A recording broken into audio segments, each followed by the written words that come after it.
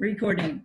Welcome. This is Karen Lindwall-Board, the president of the National Association of Christian Women Entrepreneurs. I don't know what order all of the women are on your screen, but the first person I see is the first president of the National Association of Christian Women Entrepreneurs, and she's waving at you right there, the founder of our organization. We're so grateful for all that you have done. Let me get us started with prayer and a little introduction about what we're doing this year and this month. We are a community providing that community networking opportunities, education opportunities, and missions opportunities for Christian women entrepreneurs across the world. We have members from Canada, Guatemala, Peru. I'm not even sure, I could be missing something. We've got members from all over. Uh-oh, sorry. Messed up. Hello, everybody. Hey, let me mute you real quick because we're doing our deal, or I'll get you to do it. We're focusing for the whole year on entrepreneur wellness, being well, and we didn't know we were going to be unwell when we first chose this. I'm going to assume that the Lord just kind of downloaded this topic for us for the year. The first month, we focused on spiritual wellness, or wellness as a whole. The second month on spiritual wellness, this month on physical wellness, and next month will be on emotional wellness. So this month, Diane is finishing us up talking about physical wellness. We've been using the acrostic beliefs from a book that I wrote called Wellness, the Awareness of the Whole Individual. We wrote it together as a counseling office because we had so many counselors and so many clients who really only wanted to deal with one dimension of wellness. They didn't want to deal with everything. And as you can imagine, you might be working with someone who's depressed and you didn't even ask her if maybe she had thyroid issues, which could have helped a lot. And so we really realized that we needed to be addressing the whole individual. And we wrote this book together, and it's on Amazon. When we talk about physical wellness, we're just reminded that our body is a temple of the Holy Spirit. And God has given us this body. We are not our own. We are to use this body for His glory. And we've been focusing on that all month long. We're going to ask you, this is a huge group, so I don't know, we're going to give it a try. We want you to pop in and tell us who you are. This is recorded. It's saved in the NACWI classroom. It's posted in the NACWI Elite member group for everyone to see. And also the chat room is saved as well. So we're going to ask you to pop into the chat room, tell us your name, tell us your location, tell us what your primary entrepreneur endeavor is, and if you can, provide one link to you. Where do you want us to find you? Do you want us to find you on, oops, sorry. Do you want us to find you on your website? Do you want us to find you on Facebook? Where do you want us to find you? Getting a little feedback. Gonna mute a few people here. Hold on. Done. All right. And then we're going to do this. We don't have a lot of time. You really seriously need to pop in really quickly after we pray and tell us verbally, show us your beautiful faces, let us hear your voice, and tell us if you want to. It's optional, but pop in quick because if you delay, we'll just skip right past you and go on to our keynote speaker. But tell us your name, your location, what you do, and then put all of that in the chat room. This month, we've heard from Melanie Schaub, is a family nurse practitioner, and she talked at the beginning of the month about making wise and healthy choices and that you have the power to choose. You're the one who makes the choice. Yes, you do listen to expert medical professionals, but you make the choice. Her recording ought to be on our website.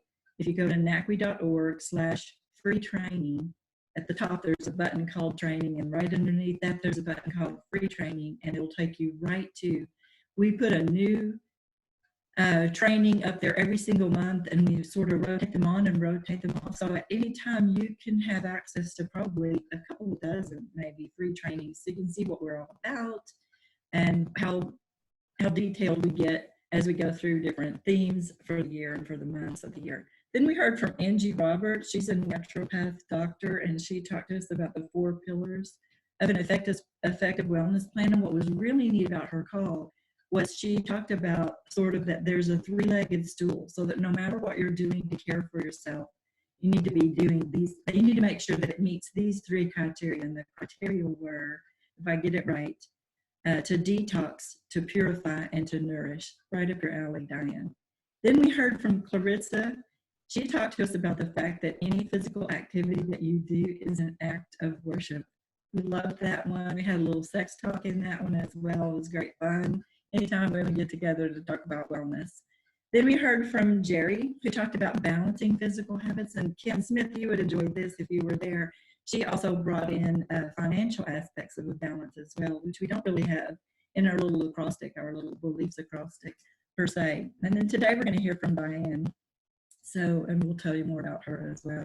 Oops, meant to change that to the April. We'll talk about emotional wellness, and you asked for, and we are giving you a chance to talk to some people in April about using essential oils for emotional wellness. I'm sure we can get them to talk about essential oils for physical wellness and our environmental wellness and things like that, but we'll focus on emotional wellness, and you'll have access to some people that are more expert than I am for essential oils, but it was something you guys asked for.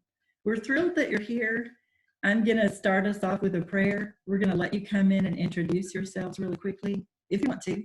If you don't, go ahead and put all of this information in the chat room as well, and then at the end of the day, you can make a copy of the chat room and save it on your desktop if you would like. Nice to see you guys here. Let me pray us in. Father God, oh my goodness, in a time of such uncertainty, we need to be well. We have lots of choices to make. Let them be wise and healthy choices that lead to wellness in all dimensions of our lives. Physical, emotional, occupational, intellectual, environmental, social, and spiritual. We're grateful, Lord, that you chose these topics for us way before coronavirus, or right when it was probably hitting, and we didn't know that it was hitting, way before we knew. You chose these topics for us, and we're so grateful for that. We're grateful to end a really strong month talking about physical wellness with Diane's presentation. It's so appropriate after all that she's gone through and the things that she's learned and is learning. And so I just pray a blessing over her as she brings the message to us. A blessing over everyone who's in the room today. This is a beautiful room, lots of faces we've seen before and some new faces as well. I pray for wellness for Diane and Jim, for me and Fred, for the other leaders of NACWI, Danica, Kathy, and Jasmine. And I pray for wellness for everyone in this room and those who will listen to the recording later on. We need to be well to be able to do what you've called us to do, Lord, and what you've called us to do has not changed. You have not recalled your calling. So keep us focused on you at this time, on nourishment, on wellness, and doing what you've called us to do and doing it as unto you. And we ask these things in Jesus Christ's holy name. Amen. All right. This is your quick, short minute opportunity to shine. In the next minute, pop in as quickly as you can. Come in, just unmute yourself, unless it won't let you. I'm watching it. Come in, tell us who you are, where you're from, and what you do. And then put it in the chat room as well. Hi, I'm Angela Halford. I live in Cannondale, Texas, which is right southwest of Arlington, next to Fort Worth. And I am a talents coach and speaker, and I love encouraging people to understand what their temperaments are, what their spiritual gifts are, what their ambitions are. And this month in my Furthermore Living group, I'm going to be focusing on needs, because right now there are a lot of needs out there in this environment that we're in, and God gives us our needs. They are gifts, and we need Him most of all. And so if you want to pop into my Furthermore Living group, I'd love to have you come there. It's Furthermore Living and on Facebook, and my business address is furthermoreliving.com. So I hope that I can help people retool over these next few months while we're self-isolating. Awesome. Thank you. Cheryl, you're unmuted. Are we going to put the spotlight on you? Okay. Yes, I'm Cheryl White. I am new to NACWI. Is that how you pronounce it? Yeah.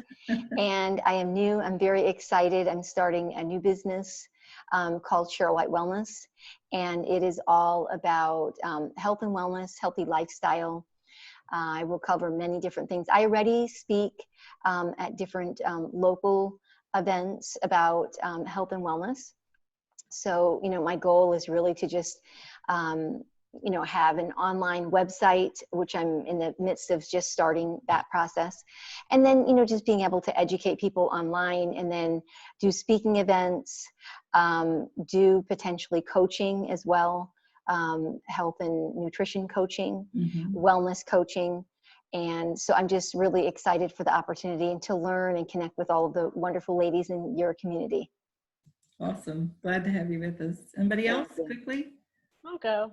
I'm Brenda Titus. I am in northeastern Pennsylvania. I am a holistic nutritionist, and I'm a traditional naturopath. My focus is to help people with digestion and detox issues to increase their energy. And I'm just happy to be here. And my website is benaturalhn.com, and that B is spelled B-E-E like a bumblebee, because my husband used to keep bees. We need this balance and detox right now like crazy. Somebody else popping in? Nicole? Hi, everybody. My name is Nicole. I'm at coachnicole.com, and it's great to see everybody. I am a master's level health educator. I am an adjunct professor in healthcare administration, and I am a coach. My specialty is teaching women how to lead, work, and serve using their God-given gifts without apology. That's what I do at coachnicole.com. You can also catch me on Facebook at The God Assets, where I talk about the book that I wrote, talking about people's God's investment in us and what to do with it. Diane, we were preaching to the choir today, right? Somebody else? I'm Heidi Klein. I'm a life and leadership coach in Cary, North Carolina. I work particularly with ministry leaders to level up their ministry, whatever they're called to. So I'm finding a bit of retooling, a lot of support and helping folks reimagine what church is going to look like in the next 6 to 8 weeks. And so that's just been sort of a shift in my role lately. I bet it's 6 to 8 months instead of 6 to 8 weeks. I mean, this is just dragging out, and we're going to change things. Somebody else popping in on us? I don't see any unmuters. I'll go. This is Kim Smith. I'm from the St. Louis, Missouri area, and I'm a financial and legacy coach right now. I'm sure a lot of people could use my service, but probably are thinking there's no way. So just if you know someone right now that's in, we'll say, financial stress, or they're like, I've done well with my money, but I don't have a clue what I'm doing now. Yeah, I'm the girl. So KimSmithCoach.com or Kim Smith Coaching on Facebook. And yeah, lots going on in our world, and personally we're building a new home, so I was over staining boards and got to zoom on to Zoom. Thanks. Yeah, she was talking about why it's a hat day, and Cheryl said the same thing. So, you know, we maybe one day we'll all come to one of these with our hats on. Awesome idea. Hat day. Anybody else? Pop in. Hi, I'm Danica. I'm a hope coach and a life coach, speaker, teacher, other things. And I work with the education at NACWI, so I love these webinars. I live in Lynchburg, Virginia, and I'm excited to hear Diane speak today because I really haven't outside of the conference. And I love all your stuff, Diane. It's been fun to watch you on Facebook. Karen, if you could make me a co-host, then I can help people when needed. So yeah, thank you. Done. Thank you for reminding me. Anybody else? 1, 2, 3. Okay, type in the chat room for sure who you are, where you're from, a link to you if you want people to find you, and then be sure and save the chat room at the end. Dr. Sandra, you're not going to come in and talk to us. You usually do. Not to point fingers at anybody, but I was hoping everyone would go in before me since I was a little late arriving, but bonjour, hello, all of those great things. Dr. Sandra Sussman-Penny of Inevitable Growth, life coaching and consulting. I just love helping people in general. Coach, preacher, teacher, author, all those great things, celebrating life with you. We love your upbeat attitude for everything. I appreciate it so much. Anybody else? Quick, quick, quick. All right, Diane, you are on. I will mute me, but if you don't mind, Danica and I will help you watch the chat room. And of course, you're, an expert at this. If you guys want a really great example of how to run a webinar, this is it. Diane's done this for so many years, and she knows how to watch the call to action. She knows how to call you to action. Very important. Don't do a webinar without it. Wag, wag, wag your finger. I will tell you my quick little Diane story. She may ad-lib some of it throughout her presentation today as well. I, as a family therapist here in McKinney, Texas, had a private practice office, opened up and got my license in 2005 and opened up in 2007, and had already been counseling people in crisis and trauma and grief since 1995. So old hat, but I just assumed that once I opened the office and hung a shingle on the door, everyone would just show up in droves, and I'd have to be fighting them off and begging counselors to come to work for me. Didn't have to beg the counselors. They were here from day one, never was alone. Loved it. At one time we had 7 counselors here, but people didn't show up just because we built it. If you build it, they will come. What a fallacy. So went looking online, just for how to build a business. And I started a little group like NACWI for men and women called the Helping Professionals Alliance. So about a year after Diane started NACWI in 2010, in 2011, I started doing kind of the same thing. But then I also just felt so burdened that I was always providing information for everyone, and I needed more. I didn't feel like I could keep up, to be honest. And somehow, we'll never know how. This may be your answer too for how you found Diane, or how you found NACWI, or how you found me. Don't know, but did. And I actually attended one of these free webinars. And the next month said to one of my counselors, you got to listen in on this, to one of these webinars with me. She said, that's awesome information. The next month got another one of the counselors and said, you need to listen in. And in that one, Diane gave away, huge giveaway. It was a 90-day for $90 program where she sent an email, going to put you on the spot here, every day for 90 days with a snippet of information on how to grow your business. On day 21, I thought, this is the cat's meow. I need more. And I found her on Facebook, and Facebook messaged her and said, what does it take to talk to you face to face, voice to voice? We had a little phone call. The next thing we knew, she came up here to McKinney and sat in our offices and talked to me and my husband. My husband asked Diane hard questions. How much money did you make last year? How much money did you spend on coaching for yourself last year? What does this look like? What does that look like? Et cetera, et cetera. She answered them just like that. She left the building, hugs and friends forever from that day forward. But she left the building, and I looked at my husband thinking, there is no way he is going to let me pay this woman that much for coaching for a whole year. And he said, call her, but she hadn't even gotten home yet. He's like, call her, let's do this. So I began to coach with her, of course, joined NACWI, wanted, like Danica, to keep the education upbeat and fresh and new and whole, and add to it all the time. I'm a knowledge junkie. And so I asked Diane, she didn't ask me, I said, can I be, like your education guru? Can I be your education coordinator? And became her education coordinator, and then ended up taking over NACWI when she was ready to move on to do some different things. It's been a tremendous blessing ever since. The transition was a blessing for those people that were there. There's some of you in the room that were there back in those days. It was, we didn't always agree on everything, but we came to agreement on everything. And I think that is a testimony, getting a little choked up. I know, me too. It is a testimony to the Lord and to who we are as Christian women, and Diane, especially to who you are as a leader, that the transition was smooth, and that our friendship has stayed, strong ever since. You mean a lot to me. I appreciate you doing this, because 3 hours is a huge sacrifice in my opinion.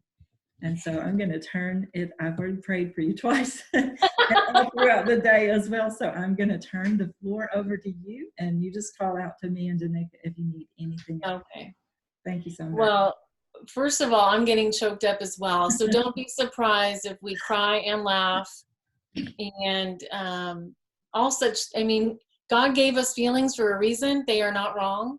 And we're the ones that sometimes put a label on our feelings. Right now, the world is teaching us to go with the flow. Amen. We're going to go with the flow. We're going to do that here, even in the midst of this training. I have a really pretty PowerPoint that might work and it might not. You know, I mean, one thing that you're going to learn being an entrepreneur, that you have to pivot, you're going to adapt, you're going to just practice. It's all a practice. And Karen, I love you dearly. And I'm looking out on the screen and I know most of these women. If not, you know, I can't wait to meet you. I can't wait to meet you virtually. I can't wait to meet you in person. I've been on Zoom for 5 years. So like, I feel like I should have gotten some sort of bonus check or something recently. Like, oh, you know, I was telling my husband, you know, too bad they don't have an affiliate program, because I would be wealthy from all the people I've sent to Zoom all these years. And now we're all desperately using it, needing it. And anyway, let me get to the topic. Hi, I'm Diane Cunningham, Ellis.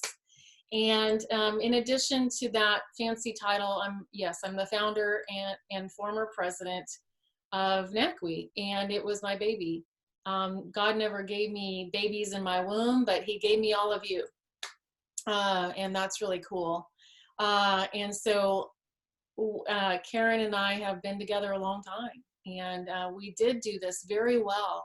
The transition was clean, clear, and I feel like I was handing over my child to a really good mama.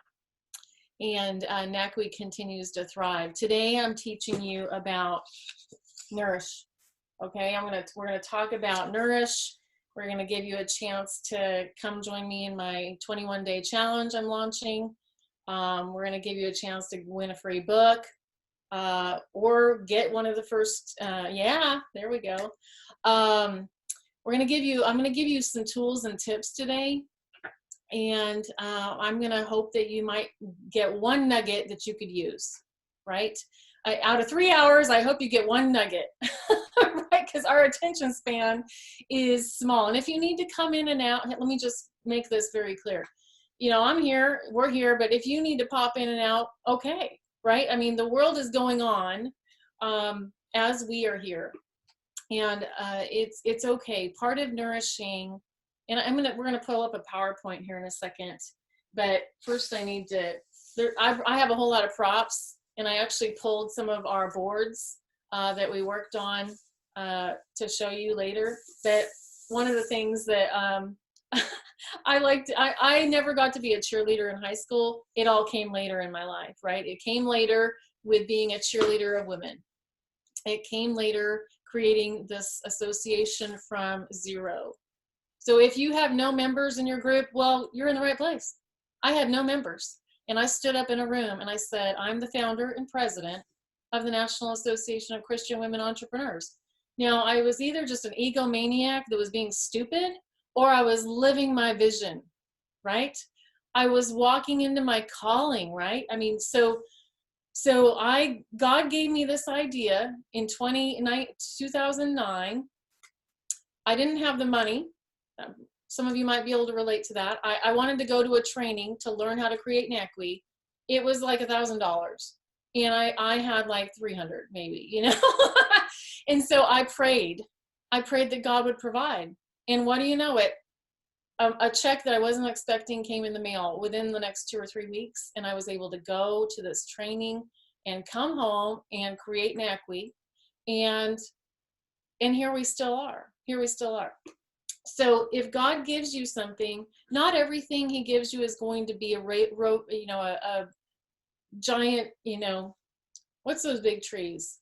Sequoia. Is that the ones in California? Not everything's going to turn, some things might turn into a little Mustang tree, a little kind of shrub, and you think, is that really a tree or is that a bush, right? So you're going to have things that get planted hopefully today, or maybe they were planted 2 years ago. And maybe today's the day you get one piece of information that you can use. Who's willing to, let me ask you this before we dive into the PowerPoint. Who's willing to be willing today? Type into the chat box or wave. One of the prayers we pray, I'm in recovery. You're going to hear that a lot because I am very clear about it.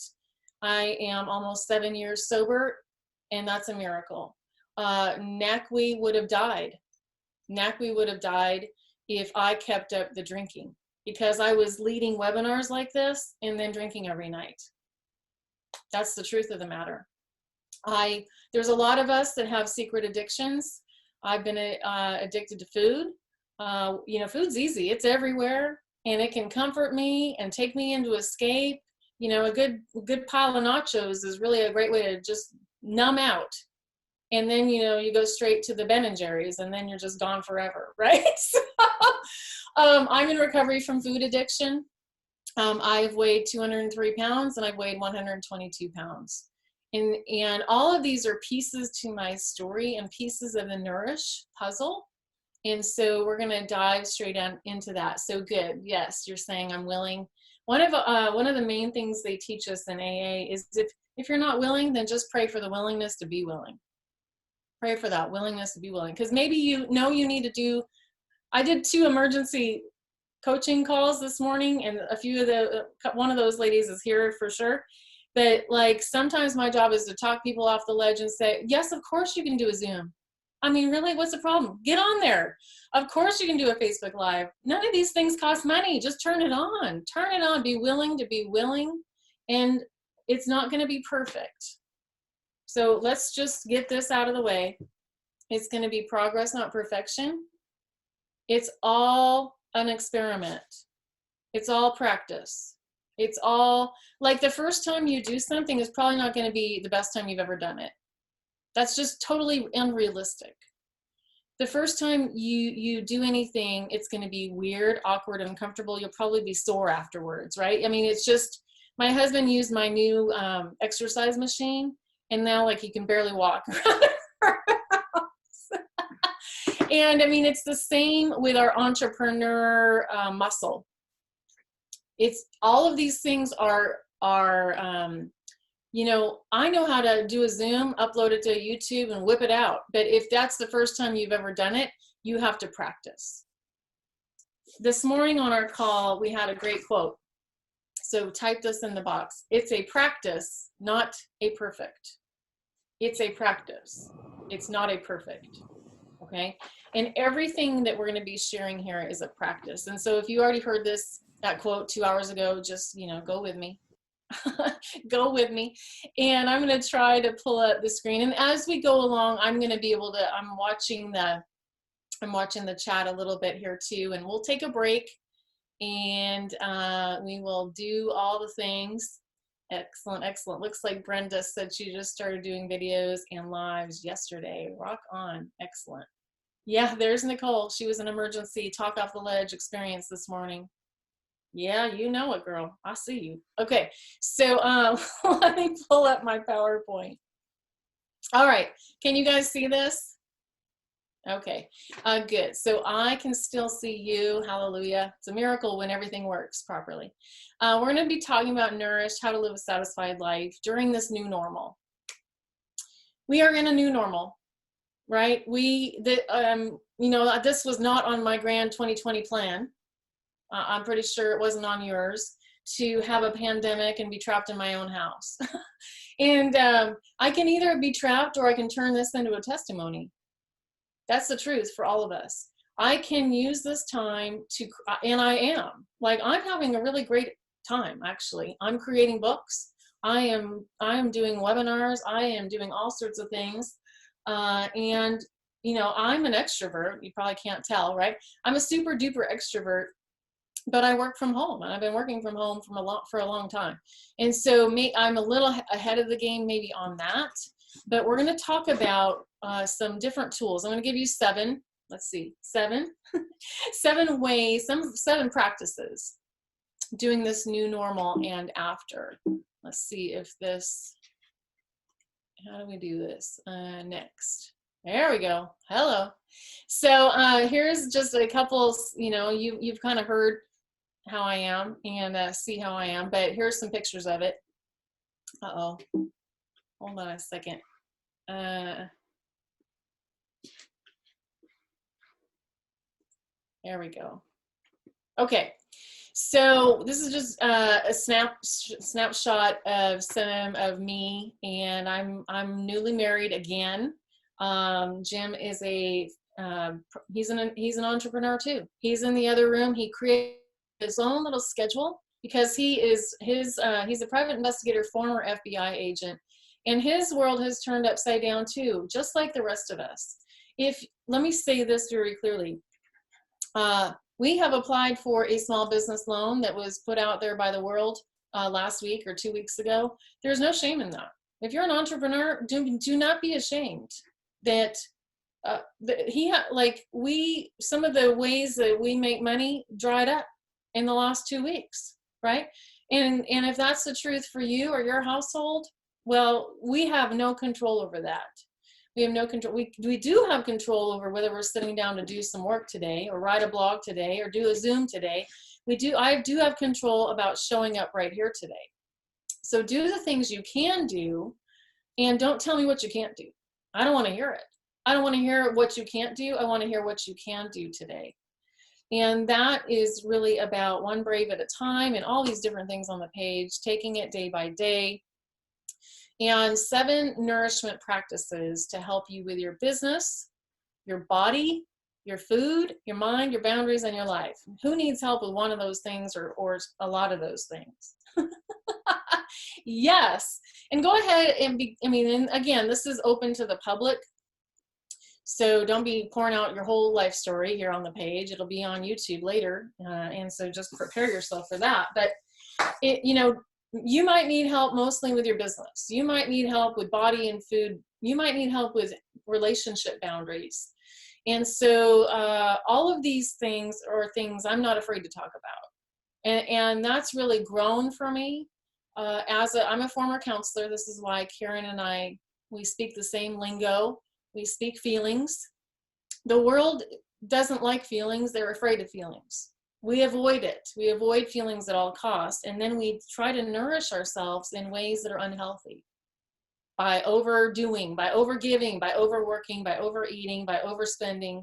Amazon's our best friend right now. We can zap it and things are taking a little bit longer. They don't run straight over from,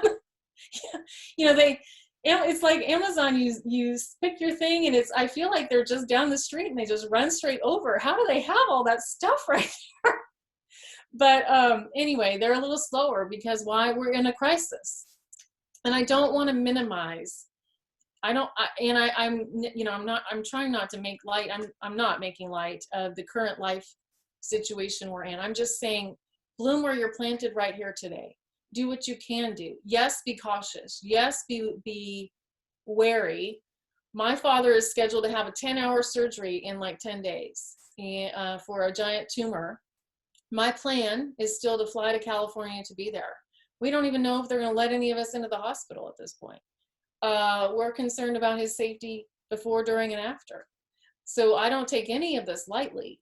I just know that it doesn't help me to sit here in fear about it. I need to just show up and do what God has called me to do today.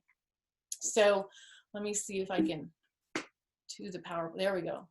Before I get into the 7, I just wanted to show you this really cute photo of me. Okay. Don't be afraid. And I say that and joke, but if you get a good photo of yourself, use that thing.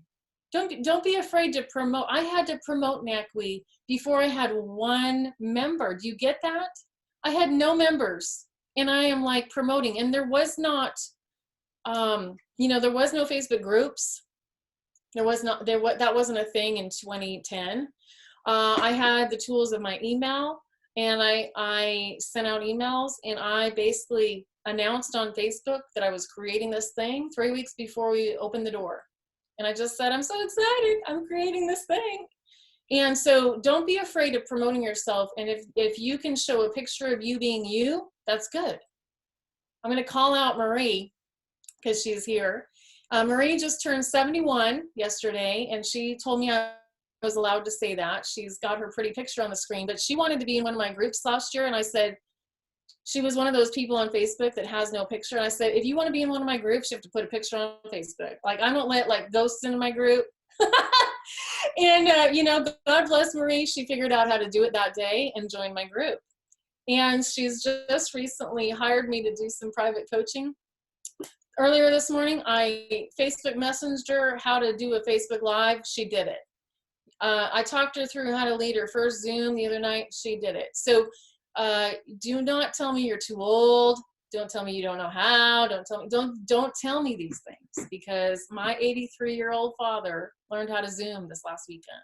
So I don't want to hear your excuse. Figure it out. Show up. And if not, Google it. I always joke, I always laugh when people send me these private messages asking me something like, I mean, I'm going to have to Google that same thing. Why don't you Google it, right? Why don't you Google it, people? So my BRAVE formula, and this is what I teach no matter where I'm going to go. I'm going to teach you to be real. I'm going to teach you to ask for help, and I'm going to teach you to take action over and over and over. I keep it on this, I write it down, I send this out. This is my job. My job is to do this on this webinar. My job is to do this in the group I'm launching today, the group that launches Thursday. My job is to help you to be real, your real self. I don't want to hire the Botoxed version of you. I want the real you. I mean, I want to see your website and see a picture of you, the real you, not the glamour shot from 20 years ago. I want to see who Karen is. I want to see who Danica is. I want to see your face. I want to see Heidi and Nicole and Coach Nicole. I'm going to call her out too. Coach Nicole has coached with me for a long time, but I looked at her website last year and we had a moment, we had a come to Jesus moment, because she had her website, which was called Coach Nicole. And I'm looking on there and I'm like, Coach Nicole, there is no button that says coaching. Right? And so I'm like, we probably need to add a coaching tab. That would make sense to me. If this is Coach Nicole, we need to be able to buy coaching from Coach Nicole. So, I mean, that's just another way of, we got to be real. We've got to ask for help. I can't do everything myself. I couldn't get sober by myself. I needed help. I needed a whole tribe of people, which is called AA, to help me. I needed a sponsor. I needed a counselor. I need a coach. I still have all those people. You will need a coach. Karen needs a coach. I need a coach. You need a coach. It just you need to decide, here's what your main decision is. Who has done what I want to do? It's really that simple. Where am I trying to go? And then you look out and you want to look and see who is doing something that I kind of want to do, and they look like they are having fun doing it, or they know a little bit more than me. In AA, we say, look around the rooms and find somebody who has what you want. Do they have freedom? Do they have fun? Are they living a life without alcohol, that they don't seem all clenched up, like they're not white knuckling their life?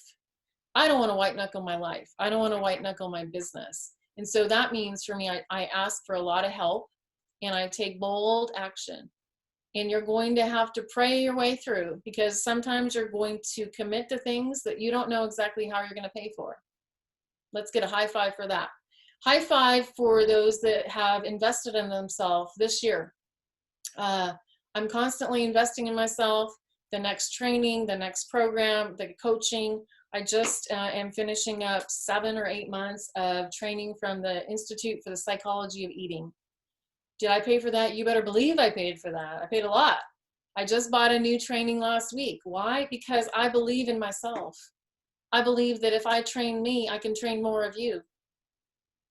And that's good. That's good. All right, let me just pop. How do we do this? Let me pop a wheelie. No. Let me just pop out here just for a second and like check in. How are we doing? Let's have a little check in. We doing okay? Good?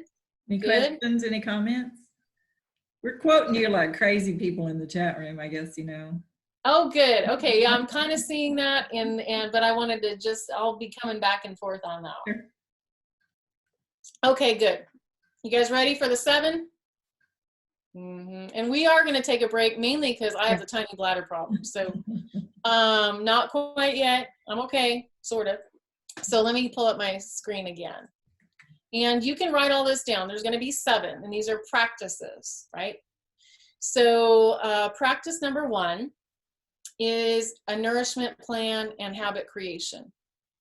Okay, and you can see that's me in my office. It's a little messier than that right now. And I think I actually had that outfit on yesterday. But you'll see on the wall, I have a wall calendar. See that behind me? Let me see if I can't find you guys anymore. There we are. Okay, so on the wall I have, and this is the same right now. I have a wall calendar for 2020. I have my day planner next to me. I have notes and pads and systems, and it's a little bit chaotic probably than most people live in. And you know what? I'm a creative girl. I'm color. Can you tell? I have some color in my life. So surround yourself with things that are nourishing to you. Things that are nourishing to you. Up in the NACWI group this morning, I uploaded. Let me find it. And we can maybe grab this, or yeah, there's a way, maybe Danica can help on this. I uploaded a handout and it's called 90 Days of Nourishment. It's in the chat room. Oh, okay, great. You already got it in there? If you can't find it, just tag me a little note in the chat room and I'll upload it again. Sometimes when you come in after it was uploaded, you can't grab it, but we can. Okay, perfect. Excellent. Thank you, Karen. So this is something that I used when we were at the NACWI conference in September, 90 Days of Nourishment, my nourishment plan. And then what I need to get to you guys is also, I have a really great worksheet called Habit Creation Plan. Awesome worksheet, because all of these things are a habit. Every single thing you do in your business, I mean, we like to think of habits like, oh, I go exercise, oh, I'm drinking my water. Well, your business is a habit too. And in the middle of all this, guess what? I get up and I shower and I get dressed and I come sit down and I go to work. There's nothing different for me. And so during this pandemic, we are going to be in a new normal. We are in a new normal. If you don't have a schedule right now, like if things have all gone wonky for you, one of the other emergency sessions I had this morning was one of my clients who's very successful at making money. She's raising her 2 small children. Well, she's now having to run her business and homeschool her 3rd grader and 5th grader and teach them in the middle of her day. That's not normal for her. Normally she drove them and they went to their school. So right now, everybody is in a new normal. So create these new habits, okay? You're gonna create new habits. So on the break, we will upload that form. But this one is a really great one. And I'm just gonna talk through some of it. It's in the chat box, but there's 2 pages. There's one page that says 90 Days of Nourishment. And there's another one that says 90-Day Business Goals. This is the same exact form I send to my clients. Same exact thing. I started with 2 new clients last week, and this is what I sent them. And I said, hey, fill this out before we meet. So I know what in the world we're talking about. I need to know, like, what does success mean for you 90 days from now? And because whatever you're making in your income right now, it's based on what you did 90 days ago. So that's where we've got to plant the seeds, plant. So 90 days from now is going to be June 30th. So whatever you do today is going to come, it's going to rise out of the ground and be ready to go on the table in 90 days. So this will be your homework, your goals for the next 90 days, why it's important for you to reach them. Why is it important? Let me just share something back here really quick. Let me hold on. Oops. Okay. You guys still here? Hi. So we like to use paper. We like to use paper at my house. And well, just probably me. He's a little less paperish. But this last Thursday, Friday, we had a 2-day intensive for the Brave Creations. I have a mastermind group that's starting in 2 days. Karen's a member of it. Nicole's a member of it. Heidi, Kim Smith might be rising up and coming back. We've got room for you. And so we had a virtual 2-day intensive. And I've got charts all over the room, but I grabbed 2 to show you to start. I asked them the question, what do we really want? And they all like filled this out. I gave them like a song, 3 minutes to write down their answers. What did they, let's see, let me pull this down a little bit. There we go. What do we really want? And so then I realized the real question is, what do I really want? Because what do I really want? What do we really want? And then what do they really want? So there's 3 words right here. And then we just did a big giant brain dump of all of this. So I'm going to just read you a few. We want freedom. We want peace. We want income, money. We want numbers. We want confidence and forgiveness. This is what I want for myself and for you. I want action and purpose and influence. I want significance. And if any of these chime in for you, just say it. I want to have a simplified life. I don't want chaos. I don't want confusion. I want simplified. My word for this year is simplified. I want love. I want community like this. I created this community because I desperately needed it. Basically, I want you to start creating whatever it is you need. Create what you need and invite people to come. And your passion, my favorite quote is catch on fire with enthusiasm and people will come from miles to watch you burn. So rise up right now more than ever. Right now more than ever, rise up. Community, creativity, I want to be able to serve. I want to be able to adapt. I want rest. I want play. I want travel. I want fun. I want calm. I want adventure. Are some of these things that you want? I think so. I want hope. I want abundance. I want alignment with God's will. I want value. I want to be of value. I don't want to sit here and talk about things that don't matter. I mean, what would be the point? Why would we all sit here for 3 hours? I know your time is precious. And that's why we're going to use it wisely today. So the next one I'm going to show you, and then we're going to come back to the screen, is excuses we make. So before I do this, woo-wee, let's have a come to Jesus moment. Tell the truth, people. I mean, I sit in rooms all day with people that tell the truth. So I'm all fine with it. So I want you to type your number 1, 2, or 3, or all 3, your most used excuses. Go ahead. Just throw them at us. Your most used excuses. Because I want to add more to my board. This is the one we titled Excuses We Make. I have no time. Yeah, pour them into the chat.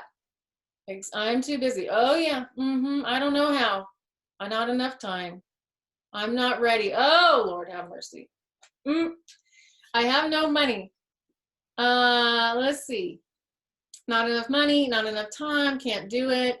Technology, people will judge me, too much to create. Where do I start? This is so great. Don't know how. Okay, keep them coming. Keep them coming. Because I'm going to just show you, guess what? You're not alone. Imagine that. Imagine that. And these, I was with 3 women and myself, and we came up with this great list. And I've typed all of these into awesome, I typed all these up, Karen, so that we can add to them, use them, adapt them. And guess what? Let me give you a side coaching note. These 2 pieces of paper I just showed you give me content and material for an entire year. You with me? Anybody understand what I just said? Hello, give me a high five. Woo! If you don't know what I just said, then we need to go back a second. You need to be teaching all of your people all of the things. No matter what your venue is. If you are a money coach, guess what? Excuses we make, right? What do we really want? Doesn't matter what you are, how you're teaching, or what your tribe is called. This is content. Okay, fear. Yeah. I can't do it yet. Oh Lord. Okay, here we go. I'm gonna just read you what we came up with. No times, number 1. The top 2 that you're going to need to get really good at helping people walk through is time and money. So for all of you that want to coach with me, you're going to tell me you don't have the money or you don't have the time. So my job is to help you figure out, how could it happen? How could we work together? And I've made it really simple for all my ladies. I said, create your own payment plan. And then they were like, oh, you know, like, oh, okay. So figure out a way to make it like they get to decide, you know, create your own payment plan. Cool. No time, not enough money, right? Hello, not enough money. They need me, meaning your family needs you, your child needs you, the dog needs you, the whole world needs you. They need me. They need me. This goes straight over into codependency. You know, a lot of us need Al-Anon help because we need to detach with love. We need to have a boundary. You know, I mean, it's different if you have a 2-year-old than if they need you means your husband doesn't know how to make a taco, right? I mean, let the man make a taco. You know, he can learn. You know, we can learn, they can learn. We teach people how to treat us. You're teaching everybody how to treat you. So change accordingly. If you don't like how you're being treated, then you will end up in the 4 M's. Okay? Some of you have heard me preach. So here we go. 4 M's are mothering, martyrdom, managing, and manipulating. So somebody, I'm sure, is typing that in for me because I've been telling you guys that for a long time. I didn't make it up. I'm not that smart, people. I mean, I am smart, but not that smart. They need me. I'm not ready. Oh, I'm not ready. Oh, I'm not ready.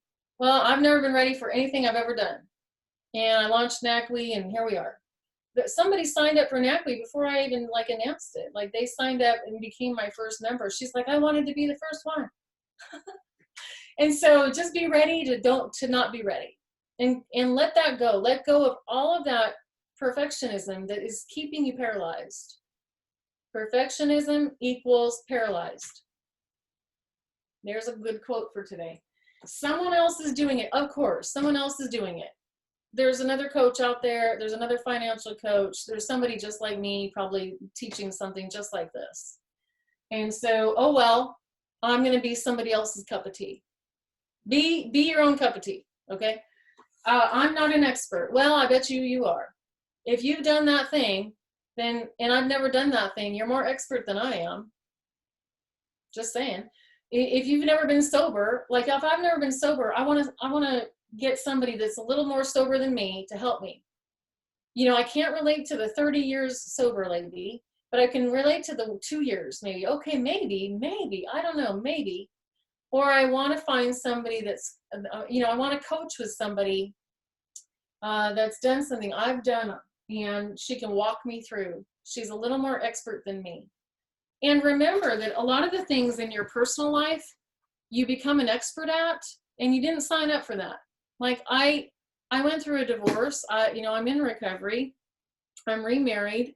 I've survived a plane crash. I've lost weight and gained and lost 1 million pounds. All of those things make me, I mean, I guess a little bit of an expert in that. And so people come to me, people will come to you for the weirdest things. And you're like, you want to learn what? Like I remember before NACWE, I had a website called Running Life Coach, runninglifecoach.com. It's true. Runninglifecoach.com. And I had run 4 marathons. And I learned how to run a marathon by signing up with Team in Training for the Leukemia Society and having a coach, right? I had a coach, I had a mentor, and I raised money for leukemia. And so then I moved and I was talking about running, and a lady at my church came up to me after church and said, I want to hire you to help me run a 5K. And I said, you want to do what?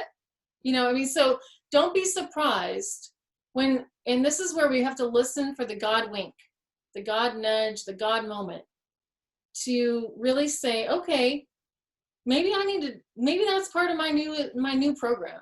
Maybe, I mean, maybe it's just a random thing, but maybe God is opening 2 or 3 new doors in that direction. One thing we have to really learn how to do, we are just, we're controlling, but we don't want to admit it. We like our routines, and then we act like we're easy going. Yeah, whatever. All of you're getting to see how easygoing with this, the world in chaos right now. You're getting to see your own fears rising up. We're getting to see our own anxiety, our own compulsions rise to the surface. So let me keep on track here, because it's almost time for potty break. Waiting on.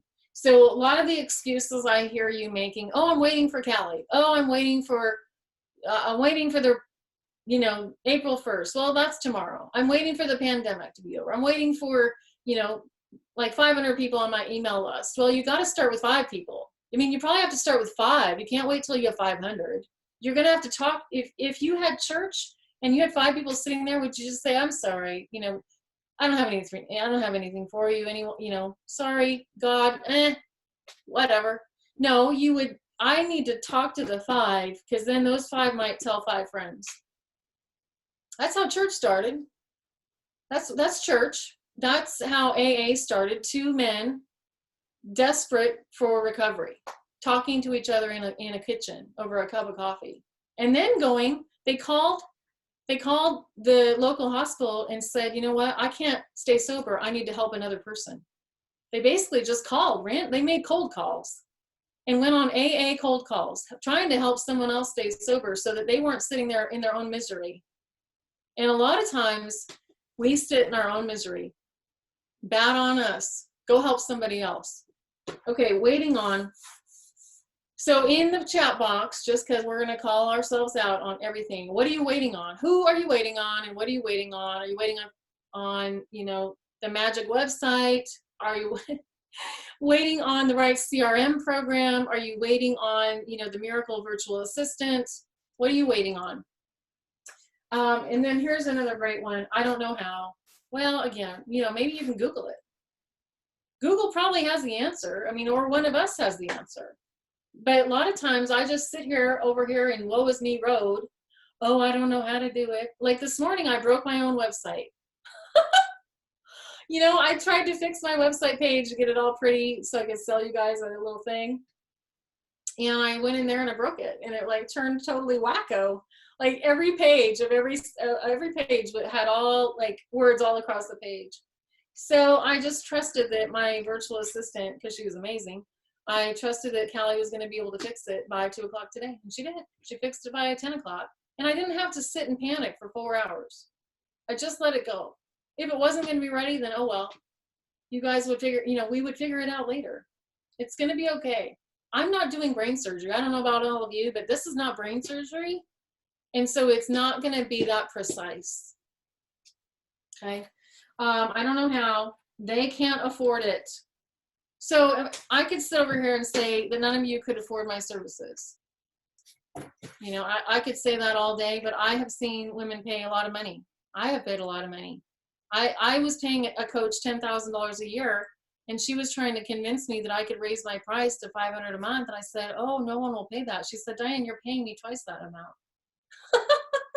This was the year after I started NACWE.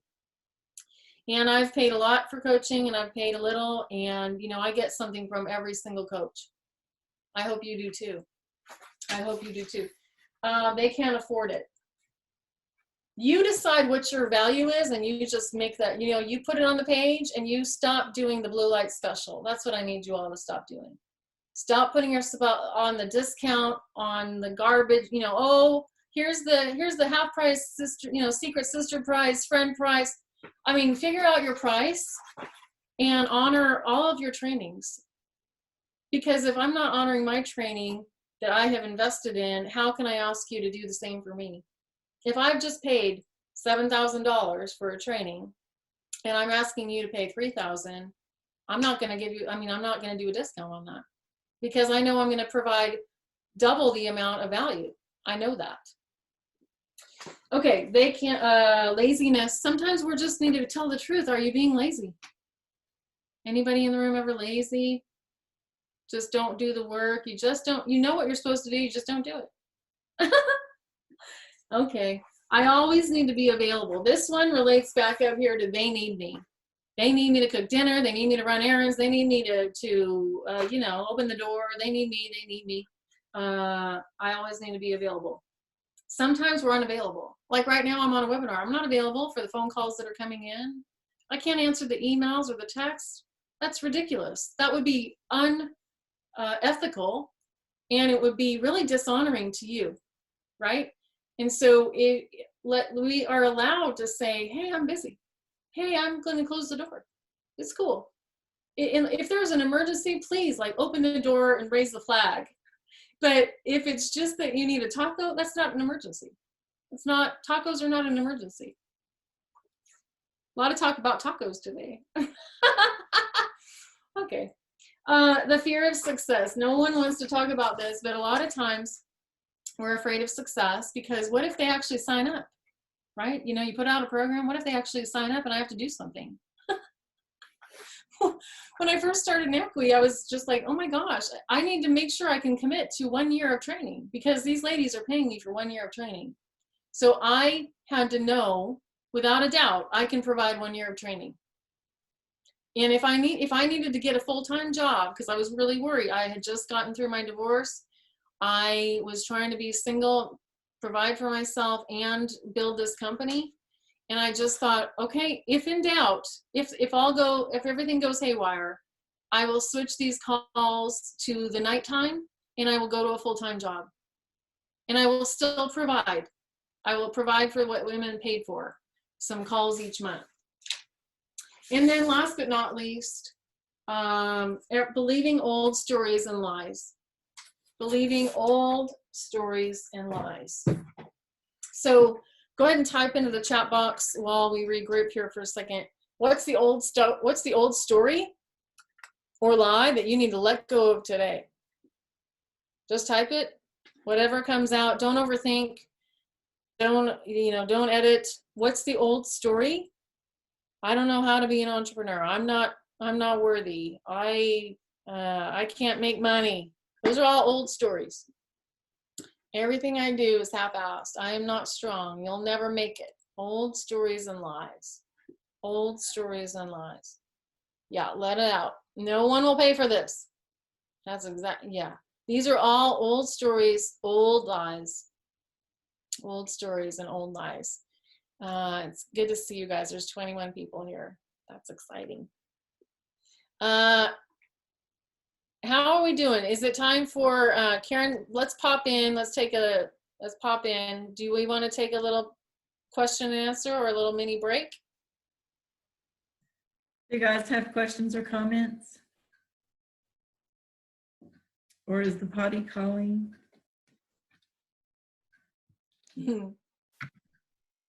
I think what you've done is given us permission. You've heard me say this before because we've been together for so long. Permission to just be honest. Permission to finally lay something down, you know. And I appreciate it. Mm-hmm. Let's do this. Let's take a, looks like Susan just jumped in.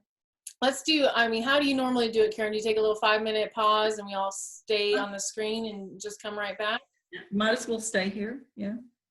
Unless you need to hide yourself because you're getting ready to take a nap. No, I would say now is a good time for all of us, do a 5-minute potty, grab a refill of your water, coffee, or tea, or whatever you drink. And then we're going to come back and dive into more of the PowerPoint. And I'm going to upload the, I want to find and upload the habit creation plan. Sound good? Absolutely. All right. Okay, see you guys in a few minutes. I'll play some little music here.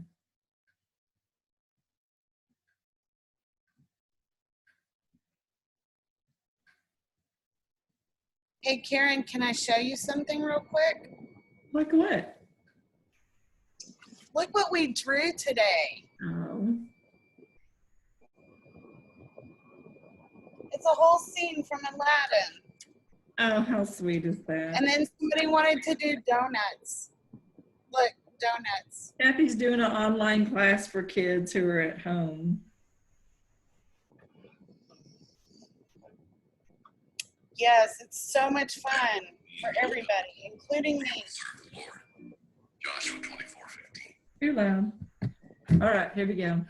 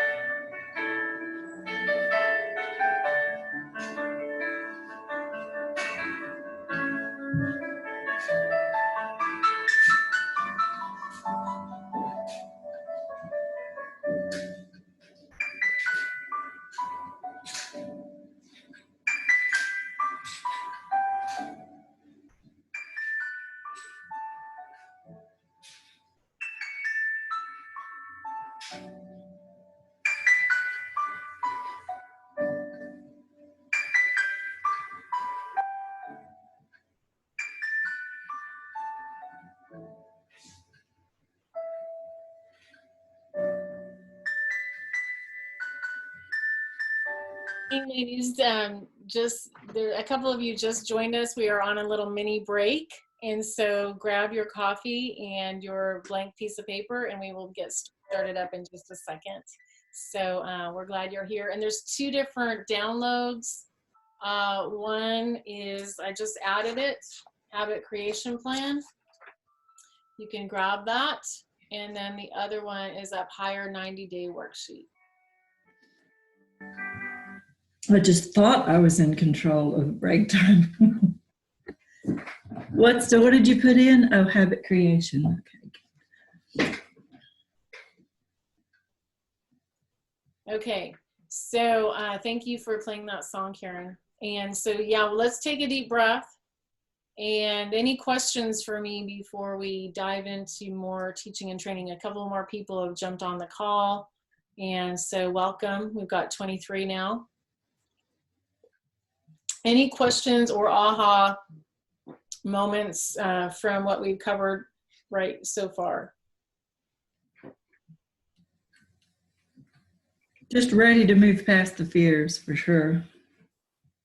Excellent. Okay, great. Ready? I'm ready. You ready? Yep. Okay. All right. So we are covering these practices. And so number one was, hold on just a second. Let me move our little screen. There it is. Okay. So, oops. Okay. Gotta love it. You too can just learn as you go. Practice number 2 is prayer and meditation. And this is one of my paintings. I learned that I could create art. You will learn things about yourself and you will be astonished. You'll be astonished as you go along in this journey if you are just willing. So remember that prayer, willing to be willing to learn new things in pandemic, willing to try things I've never done, willing to do Facebook Live, willing to do Zoom, willing to write that email, willing to ask for help with whatever. And so practice number 1, let's just go back, is nourishment plan and habit creation, those 2 worksheets I just downloaded. And everything's a habit. So I'm going to just talk through this briefly. What's your new habit you want to create? It could be a business habit. It could be an exercise habit.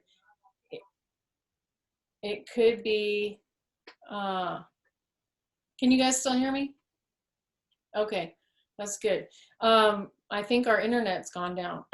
So, okay, as long as you can still hear me. Why is this habit important to me? What's my plan to form the new habit? Does that mean I'm going to need to get up at 7 a.m. and go walk out the door on a walk by 7:30? Then that's a plan. That's a little mini plan. Days and times I will commit to my new habit. What can get in the way of my new habit? Because you need to anticipate all of those excuses. Oh, it's too hot. Oh, it's too cold. Oh, it's raining. Oh, it's hot. Oh, I mean, there's going to be a million excuses that we just talked through of why you can't do the thing that you said you want to do.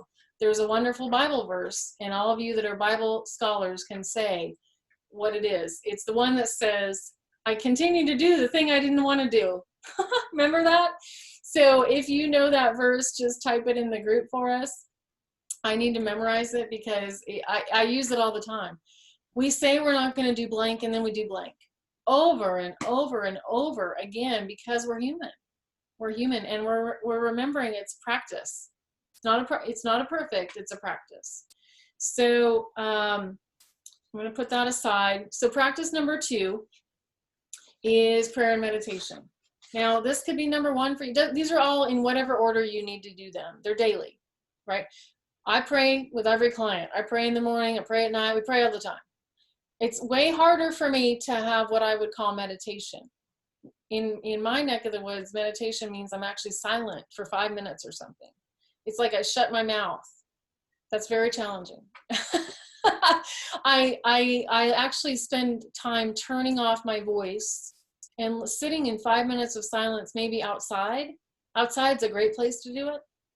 The sun has come out right here just now, and it's really important for me to spend time maybe in 5 minutes sitting outside, in the sunlight, listening. What is God teaching me today? What is God teaching me today about this what is he teaching me about how I can nourish myself in the middle of all this? Not why I can't. It's not why I can't. It's how I can. How I can. Okay? And so that's an important piece. That's practice number 2. And then practice number 3, here I am doing my crazy, is movement and exercise. Now, I'm actually doing exercise twice a day at this point. Why? Because I can. I am adding new things. I used to go to the gym, and you've heard me say I've weighed 203 pounds. I've weighed 122 pounds. I need to exercise for a lot of reasons. It helps my mind. My mind needs me to exercise because it gets kind of cobwebby up here. I get caught up in a little more crazy when I don't move my body enough. And in the middle of all this, I need to exercise. So here's some of the ways I've adapted. You'll see I have a hula hoop picture here. I have 3 hula hoops. I have no excuse why I can't use one. And so that's one of the forms of exercise. When my gym closed 2 weeks ago, I drove over to my gym and they had the sign. You can't come in. I was like, oh Lord, have mercy. What am I going to do? Because of my back injury, I can't run anymore. I told you guys I ran 4 marathons. Well, I can't run anymore. I get injured. I have a herniated disc. So I can walk, but even that was painful last year. For a while, I couldn't walk. I could only walk for 5 minutes, and then I was like crying in pain. And so I've had to heal. I've had to practice healing. I've had to practice new movement. So in the middle of all this, I want you to make sure you're doing movement. So hula hooping is one thing I can do. I can go on a walk, and I'm building up my strength again with that. I can use this. Okay, so here's where we get into the fun pieces. So I bought a gazelle, which is the picture you just saw. Remember Tony Little gazelle from the 80s or 90s? I don't even know when he came out with these things, but it's like a self-propelled elliptical. Anybody remember these things? And so Tony Little gazelle, go Google it, watch some YouTubes. That's what I did before I bought this silly thing. And I found it on, so this is where we have to pivot. Okay, just because my gym is closed does not mean I don't exercise for 3 weeks, 4 weeks, 10 weeks. I don't know how long this is going to go on. My back was starting to hurt. My back hurts when I don't exercise. So I start getting creative. My job is to think, how can I? How can I exercise?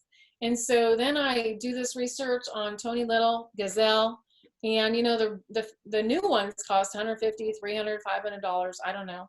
But you know, Facebook Marketplace people are selling all their weird stuff because it's getting, you know, clogged up with they have their clothes hanging on it, right, in their bedroom. Well, the clothes are not hanging on mine. I bought one from a dude on Facebook Marketplace, and yeah, I sprayed it down. We sprayed it down. But I was able to get it for $100. So adapt, pivot. What can you do? Can you jump rope?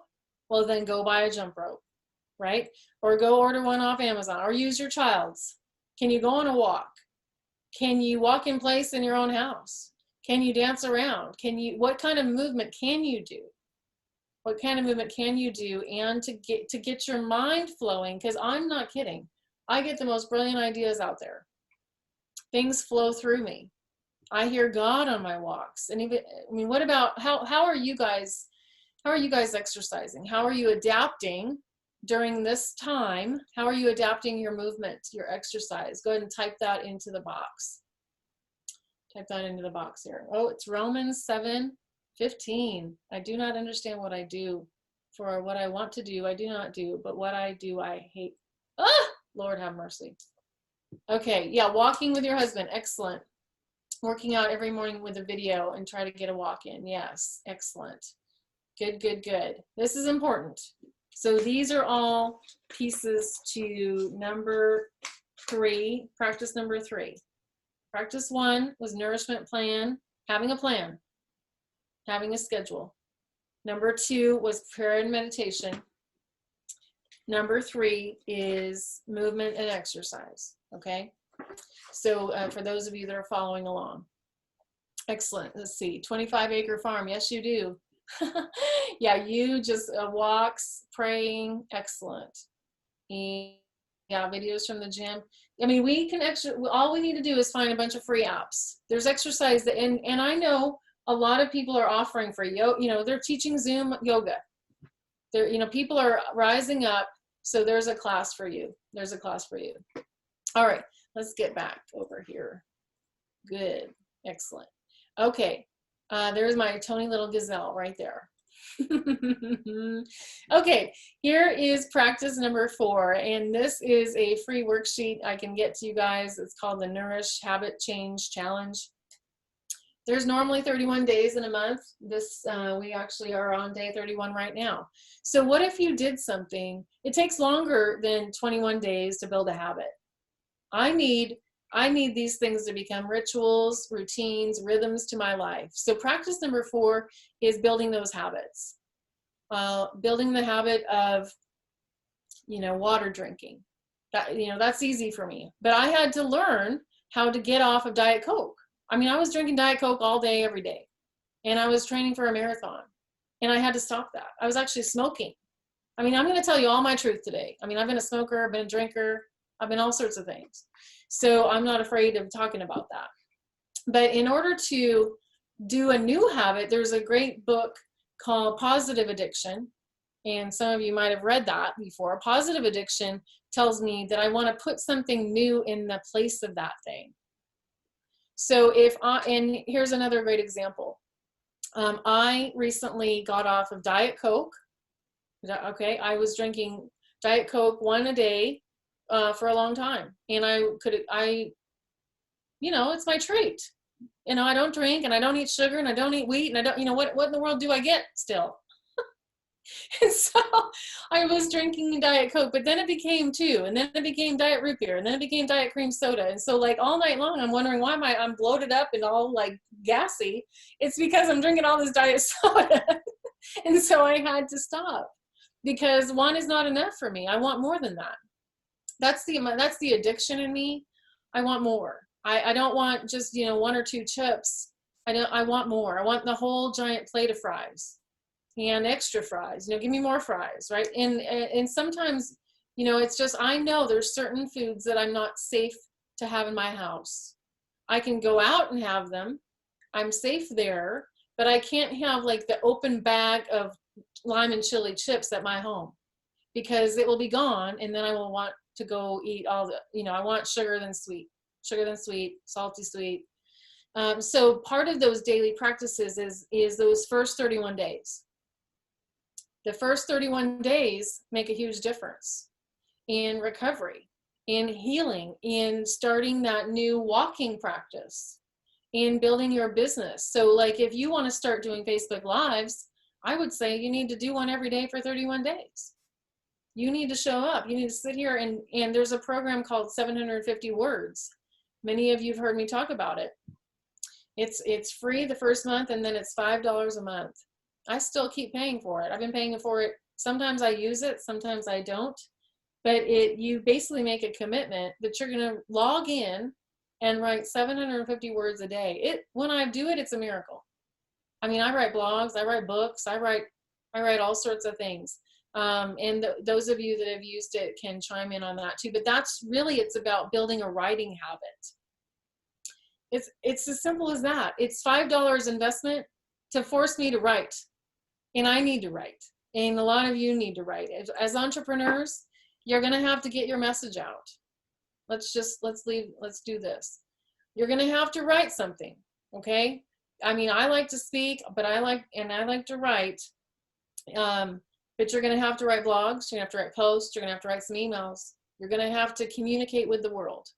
If you want to build a business, guess what? If you build, like Karen said this at the very beginning, I can't just whip out a website and like hope that, everybody's just going to Google and find me. Oh no. You're going to have to tell us you're there a bunch of times, and then remind us, and then email us, and then do a Facebook Live and invite us again. And you're going to feel like you're being too big. Let's just address that. You're going to feel like you're being too big. You're going to feel like you're salesy. Anybody ever? I mean, none of us want to be salesy. Me neither. I don't want to be that person. But I also know that if God has called me for such a time as this, and I have a message of nourishment that can help you, ladies, 23 of you here, if I am not telling you about my brand new Nourish Challenge, then bad on me, right? Bad on me if I am not telling you how I have transformed. Bad on me if I'm not inviting you into the opportunity to come to NACWI. Bad on me if I don't promote that I'm teaching this for 3 hours today. And I did promote it. And so my job is to use the gifts God's given me. And that's your job too. Whether you think you are a businesswoman or not, you need to step in and like put on your businesswoman hat. Step into it and act as if you are a businesswoman. After I went to that training, let's take a drink of water. Everybody take a drink of water. Yay, cheers. Cheers. After I went to that training to learn how to create NACWI, I was driving from San Antonio to Wichita Falls, and I was in the car, and I had this God moment, and I can feel it right now. It was like I call it my CEO day, and it was just this day like you're the CEO. You're called to step up. So what would the CEO do? And I had to put that on a Post-it note in front of me. Because it was way easier to say, oh, somebody else can, nobody else could answer that. Like now Karen's the CEO of NACWE. It's her job. Like we passed the baton. But I had to step into that role. What would the CEO do? The CEO wouldn't take 5 days to decide, you know, which email font. Oh my gosh. You know what I'm saying? Like, stop it, right? Like, hello? Like, that's a 5-minute choice. Do not overthink which font you're having. I mean, okay, you hear me? I need you to move quickly. Like, if you make an appointment with a CEO, you get 15 minutes. You need to be able to speak what you need to say very clearly, and not like ramble on for 10 minutes, because then you only have 2. You know, you need to ask for what you need and get in there, and not be wishy-washy. Not be wishy-washy. Woo! Okay, here we go. Let me go back to our little screen. Let me look in the chat. Yes. Yeah, so sometimes we get stuck behind the scenes. I'm going to address what Marta said. Sometimes, you know, there's places where I'm called to be a helper. And there's other places and I'm called to be the leader, the CEO, the standing in the front girl. It's important for me to know which is which. I need places. I mean, I'm a big personality. And so I need places where I'm just one of the, we call it a bozo on the bus. I'm sorry, am I not muted? Yeah, you're not muted, girl. Come on out, sister. Hello. Okay, high five there, lady. That was awesome. So in the rooms I sit in, which I've all gone virtual, so my group is meeting 4 times a day virtually. AA people from all over the world are chiming in on Zoom, and it's a miracle. But what am I trying to say? You know, when I first walked into those AA rooms, I was Diane, the founder of NACWE, Diane Cunningham, the founder of NACWE, and I was ashamed. I was embarrassed. I was completely freaked out. I had no idea if I thought really I didn't know what was going to happen. All I knew is I had drank a liter of tequila, which is not pretty, in case anybody needs to know. It's not pretty for a Christian woman leader to have drank a liter's a lot, just FYI, and a liter of tequila. Oh, okay. So enough of the soundtrack, but I was embarrassed. I was disgusted. I was humiliated, and I knew I needed help. Right? Let's go back to right here. Like, I knew I needed to be real. I was being very real, and I knew I needed to ask for some big help, and I knew I needed to take action. So I called a woman and I met with her and had a coffee, and I said, I think I need some help. And she told me about the group down the road from me, and I walked into those doors by myself because she couldn't come that night. She was busy, and I just thought, you know what, if I don't go, I'm never going to go. Sometimes you just have to go by yourself. You're not going to be able to gather 5 friends to go. You're just not. I needed to walk through those doors by myself. And I said in that room that night, I think I might be an alcoholic. And they laughed. That's what we do. Oh, okay. You know, because it might be. I mean, if you're there, I had to decide. But I needed to be just Diane, a bozo on the bus. Like, I needed them to not know who I was. Does that make sense? Like, I needed to just be Diane with no last name, because I needed to just sit in the rooms and be healed. I needed to receive. And a lot of us are in leadership, and you might need to receive something. You might need to be a bozo on the bus and just be poured into for just a minute, right? You might need to receive some healing, some love, and some grace in ways that you've never received it before. Because sometimes churches can be mean, right? Sometimes church people can be nasty. And I mean, I love God and I love church, but I needed to be just Diane C, and to have them not know a thing about me. And that was very healing. That was very healing for me. So all of that, I don't even know what story I was telling, but I'm sure it was good. Bozo on the bus. Yes, Nicole. Yes. Okay, let's just, well, before I turn the share back on, anybody want to, let's have a moment of, I need to hear your voice. So let's take 3 volunteers to share what you're hearing, what you're learning. So raise your hand. I need 3 volunteers to share an aha moment, a takeaway. 3 volunteers.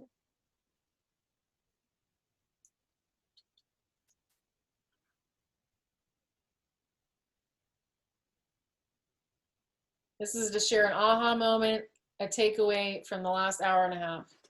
3 volunteers. Hi, this is Sandra. I'm volunteering. Yay! Yay! That's what happens to folks who've been in the military. We volunteer for everything. Yeah, voluntold in the military. It works. You learn a lot from that too. What I'm learning is that I'm on the right track and I'm excited about what's before me, especially with all of the ideas you have presented. As you stated, what I'm showing you, you have enough information to continue your own business, prepare something for extra down the road, a year's worth of activities. Just listening to you is opening up that door, holding things back in my mind. It's now free flowing, so I'm very appreciative. Thank you. Excellent, excellent. So 2 more volunteers to share an aha, a takeaway, a moment. Hi, my name's Joan. Hi, I was going to Joan. share, I think what I'm enjoying with this Zoom is seeing all your faces, and for those who don't show their face or are listening, my big takeaway is that I'm not alone. I'm a lot like Karen. I'm really good at knowledge. I'm really good at reading another book, doing another webinar, doing something, but it just struck me today. I'm not alone. I'm not alone. So far, I'm loving this. Thank you, Diane. Oh, good. Thank you so much. Thank you so much. You're not alone. No, none of us are. We've got a whole tribe. Who else wants to share? And then we'll dive back into more training. Well, I'll just say that I've been hearing these things from Diane and been alongside Karen for many years now. And I'm feeling convicted that no matter how many years it takes, when it's time, and you got to put yourself out there. And we're in a time where we just got to take risks. Yes, ma'am. Rise up. I feel like I'm on autopilot saying that for the last 2 weeks to all my clients and all of you, and I'm going to say it right now again. For such a time as this, rise up right now. Right now, rise up and teach whatever it is you already know. The world is hungry and they're sitting there staring at their phones and they're like eating their way through, they're gaining the Corona-19. And they're joining groups. They're doing things they've never done. So you be a voice. Rise up, ladies. Please, please, please rise up. Rise up. Don't run and hide right now. Rise up and lead. Rise up and teach. Rise up and speak. Kat, do you want to share? Yeah. I was gonna say that you've been a coach of mine for a while, and I'm really grateful that I just saw this on Facebook and decided to get on, and your Be Real, ask for help, take action, and it's like I never know when I talk with you what I'm gonna get from it, and I did have an aha just about I need to be real with myself about another addiction that has come up, about an addiction to a guy, and you personally know what I'm talking about, but and just his approval, and I need to be real and acknowledge that. And then also I was thinking about how a lot of us are I'm not an entrepreneur, I don't think, but you said the CEO thing, and I just had this aha, like I'm the CEO of my own life right now. And so I do have a job that I'm working for, but and I'm not a CEO, but I am the CEO of CAT. And yes. And so I'm really grateful just that I got on and I did have ahas. So I wanted to share that. Thank you. Thank you so much. Isn't she cute? So I love you, Kat. So Kat's one of my real life, I know her in real life down the street, like real life over there, like, I know a lot of you virtually, and, every so often we actually get together, which is a miracle. We have conferences, we do retreats, but there's going to be clients right down the street from you. And Kat is one of those. And so I'm grateful that, we get to decide. You are the CEO of your life, and we get to choose. Of course, it's all God's, and I'm of course saying that. But God gave each of us a unique gift. Kat does children's ministry at a very large church, and she's very gifted. And so a lot of you work in ministry, and we have to have boundaries. We have to have good, healthy habits. We have to nourish ourselves, not just nourish everyone else. And we're going to come out of this with new normal. And we're going to, Karen, go ahead. So I'll chime in. I know you asked for 3, but this is precious. I think the be real part, and I'll give a quick example if I can give a quick example. So actually I quoted you earlier in the chat room and said, I didn't say who said it, but I said, where do you think I heard this? And it was, your clients do want the evolution of you. You shared that at the NACWI conference last year, and probably a gazillion other times as well, but that's where I heard it. And I think, so the quick version is, we're afraid to be us. Several people said it, well, what if they don't like me, or what if they judge me, which they do, or what if, they don't like what I have to offer, or it didn't resonate with them, or whatever. And as soon as we did the transition of NACWI from Diane's hand to my hands, we had what do you call it? Intellectual property breach, and some women tried to use copyrighted NACWI materials their own way. And I actually said to them, go ahead and use it, but just give us credit for it. And they refused to give us credit for it. So of course I refused to sign papers saying they could use it. And I didn't sue them, but they threatened to sue me. So if you can, the be real part to me is, if you can imagine taking over NACWI from Diane, whom everyone loved, and now if you've never met Diane before, you know why. And my worry was, what if they don't like me, as much as they like her? Out of hundreds of women, we only had 2 women who actually literally came to my face and said, I wanted the Diane part of this. I didn't even want the NACWI part, I wanted the Diane part. One of them said, I actually came to NACWI for Diane. And I said, me too. So hang out for another 3 months and see what you think about what you're getting out of the organization. And if it doesn't fit for you, let us know. We don't normally give refunds, but we'll give you refunds if you're not happy. And they actually, both of them stayed for quite a while. But on top of the legal battle, I was petrified. So, Diane went away. We had this agreement. If you're still there, if someone asks me a question, you're my coach, right? You were my coach for 3 years. If somebody asks me a question and president of NACWI, I'm just going to turn and go, Diane, I'm not going to run my own race and be the CEO of my own life, much less my own company. And so we had this agreement that she would kind of disappear for a while, not from my life, but from the forefront of NACWI. So that was one thing. And then the next thing was the legal battle. And I was so ashamed, as if I had done something wrong. So, so there's another of those messages. Our lawyer said, what, if they come to Texas, they have to come to Texas. If they sue you, they have to come to Texas to sue you. And it depends on the judge that they stand before. One judge might say, get out of here. This is craziness. The other might say, this is illegal. You're going to be fined.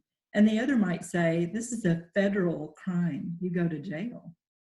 So, but I took it upon, I had this message running through my head that I was wrong and I led poorly and it was all my fault. And I did take responsibility for some of the miscommunications and things that went on, and it all resolved perfectly well I think for me. But why do we let just the be real part is part of me. There were things I couldn't say about the legal battle because I needed to protect Diane. They were trying to go after Diane too. She wasn't even part of the deal anymore. They were trying to go after me. They were trying to go after some other folks and the materials and things like that. So I had to be careful what I said, but I also didn't share with any NACWE members. And NACWE members, we're an intimate, close-knit group, and I was afraid to share with them what I was going through. So what happened? I disappeared. So for the first year, I'm sure there were people in NACWE that didn't know what was going on, that were thinking, where are you? And I think somebody actually said it a little earlier. Oh, you said it, be the bozo on the bus. Well, how do we provide a safe place for you to share what really is going on in your life and how you really are hurting when you're afraid of what our reactions are going to be? And I could have set the stage and set a really good example of being more authentic and more real. I just was afraid of what I could and couldn't say.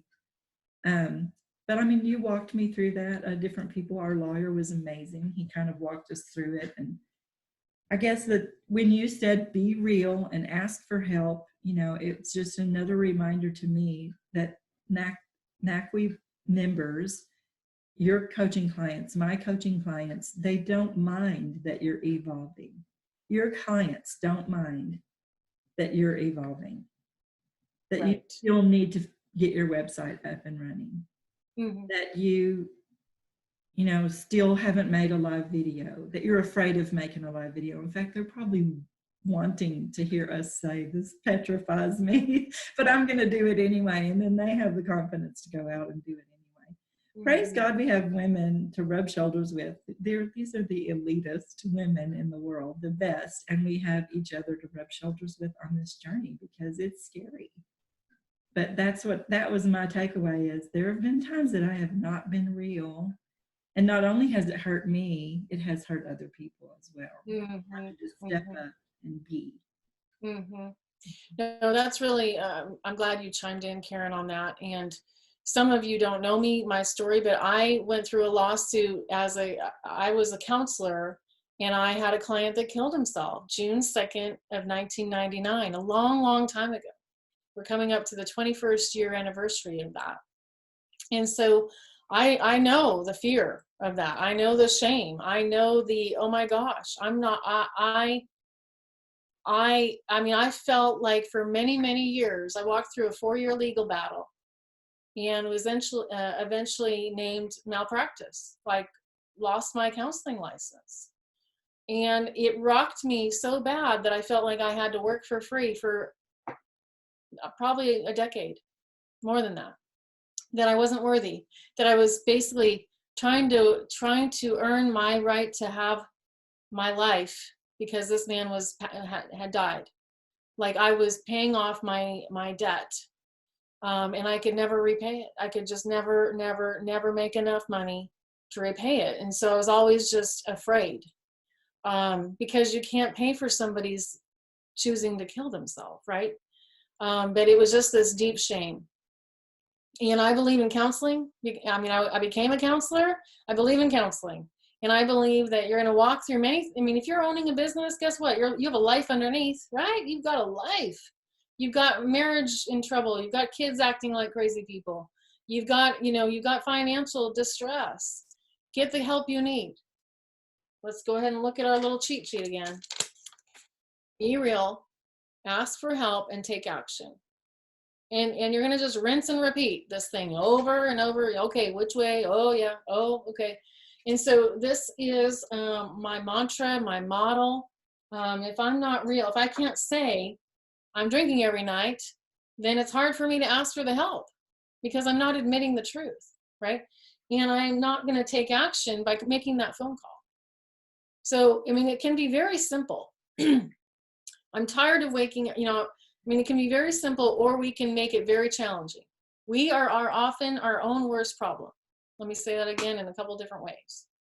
We often create the problem and then go dive into it and like roll around like, pigs in mud. And then you think, why am I making this a problem? We've got to untangle, and I need people that can help me untangle. So That might be my coach, that might be my counselor, that might be my sponsor, it might be my husband. You're going to have different people in different roles in your life. And I have a safe, sacred group of women that I can call on anytime, day or night. I mean, then I have other women that don't understand like I've been living here on Zoom for 5 years. I have a whole bunch of people that are like, what do you do? Like, what? Like, what? But I have other women that are on this screen that know exactly what I do. Like, they know exactly what I do, and they've been here with me, been here together. So find your safe people for when you're walking through the valley. When you're walking through whatever it is, you admitting you have an addiction, or you dealing with your child who's in a crisis of their own, or you dealing with a miscarriage, or you dealing with a suicide, or you dealing with a lawsuit, whatever that is, walk through it, get the healing, and then share the story. Here's the deal. I don't go busting out. I need to do my own personal work. I need to do my own, I see a counselor right now to do some new work. And I need to do my own work on that before I post blogs and Facebook, lives all about it. Pause before you post. Do your own healing. That doesn't mean you need to wait 10 years.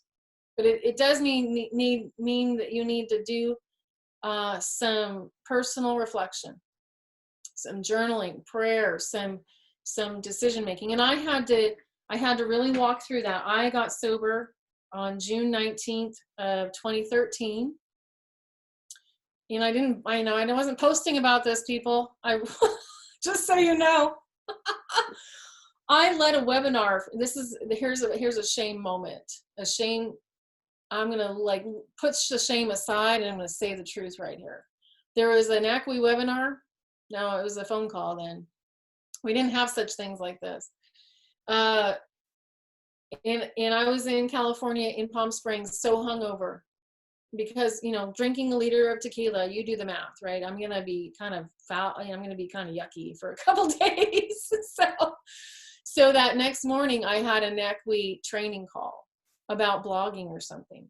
I don't know. I've never gone back to listen to it. I showed up. I probably shouldn't have, but I was there. And I stumbled through. Here's the truth. I had to borrow my family's phone because my phone was gone. It was stolen by the man that thankfully did not rape me that night. And so I showed up and led this NACWI call. And, from there on out, I never had a drink again because I did these things. I said to my mom, I think I have a problem. I said to my dad the same thing that day. I said to a friend, I think I might have a problem. I didn't know for sure. I didn't know what that meant, but I knew that I was in a desperate situation. And I knew that it could have been way worse. I did not kill anybody. I did not drive down the road. I did not end up in jail. A lot of my friends have. Women that look just like all of you. And that's important for me to say out loud because we all have deep, dark secrets. And not all of you are going to use your story like I do.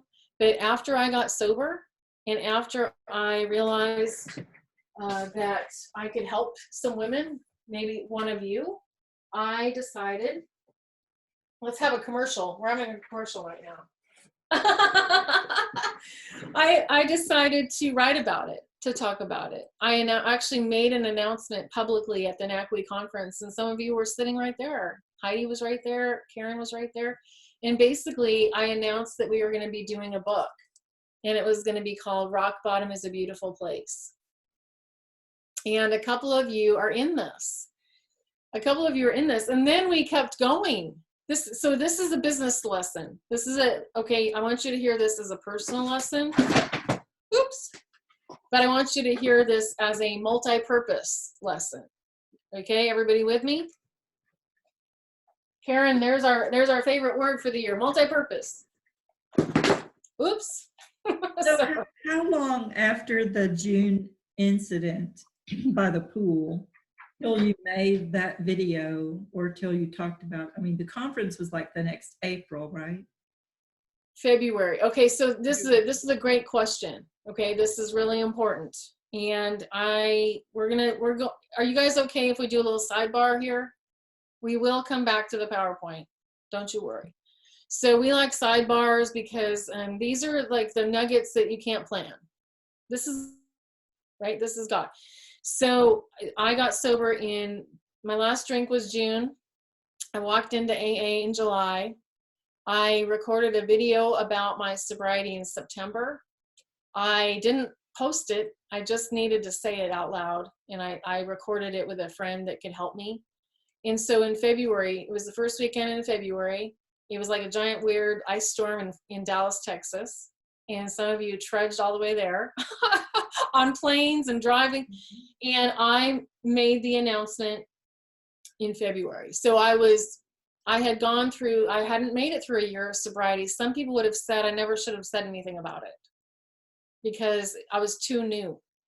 I was too new in sobriety. But what happened for me is I basically said, I'm going to write my story, because really I had already started it in a journal. I had started writing my story on the airplane home from my last drunk. And so it became, here's what I want you to see.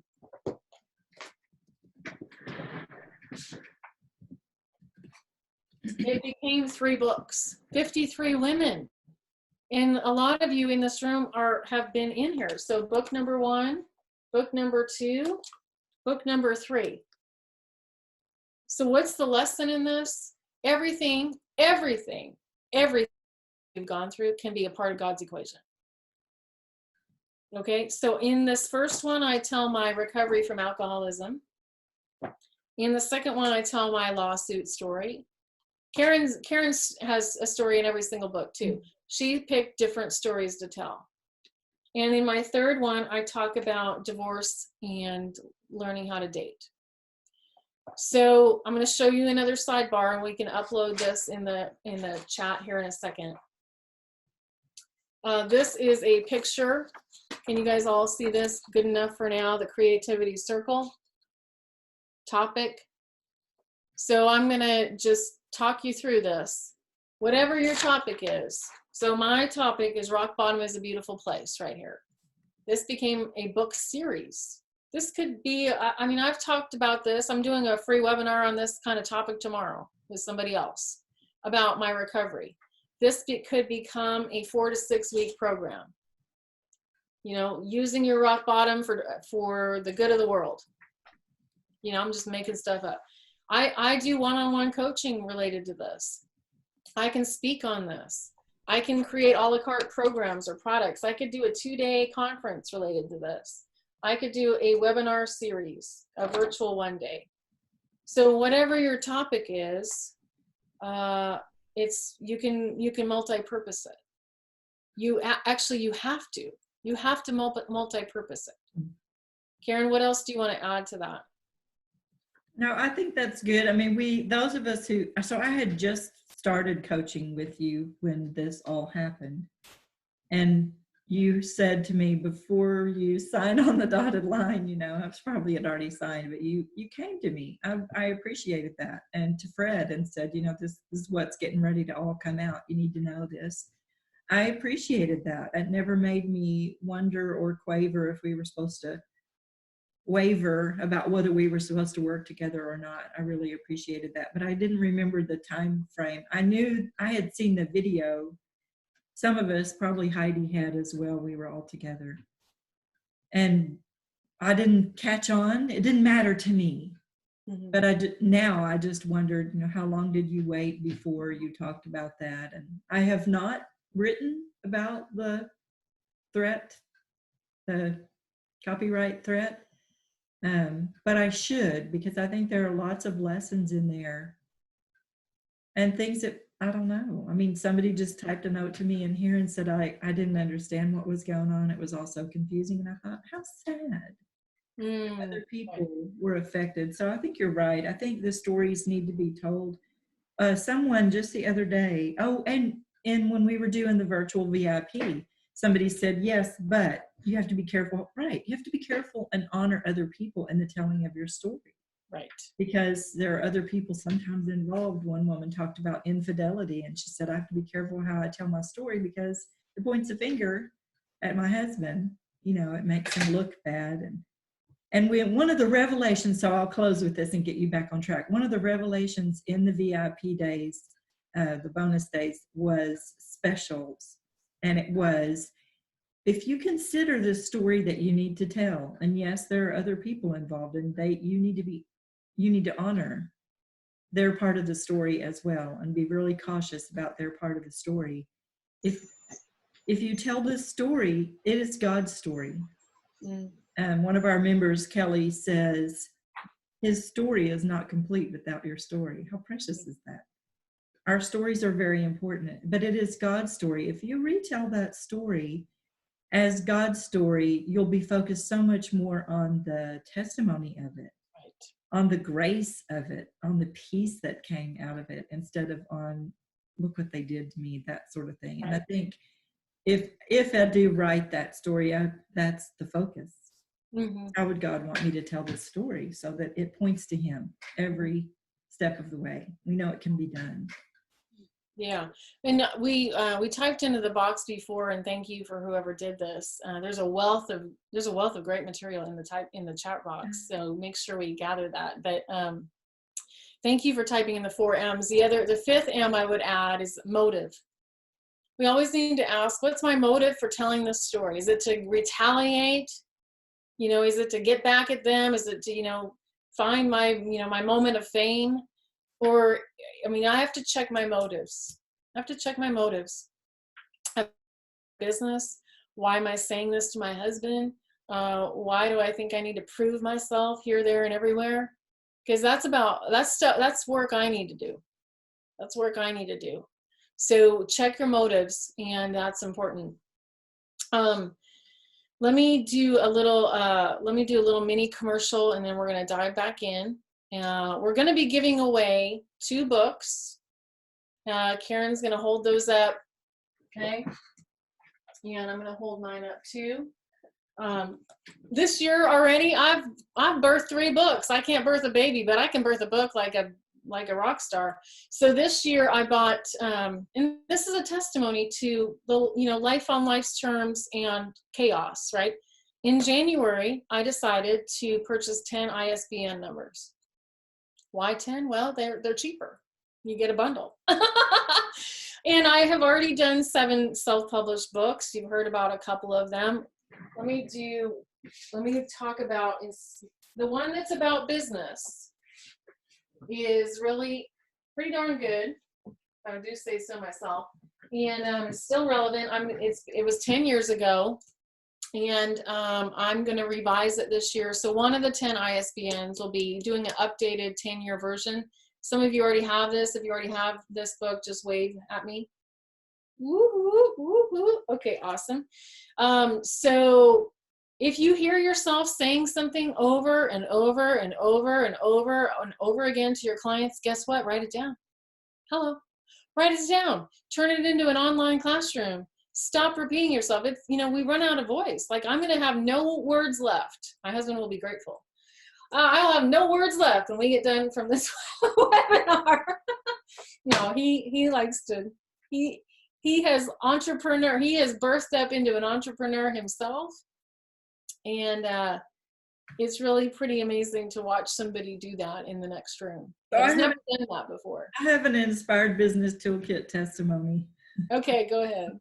When I jumped into NACWI, I jumped into the deep end of the pool with all force. It's kind of my mode of operation anyway, you know, all or nothing and that sort of thing, drown or die, you know.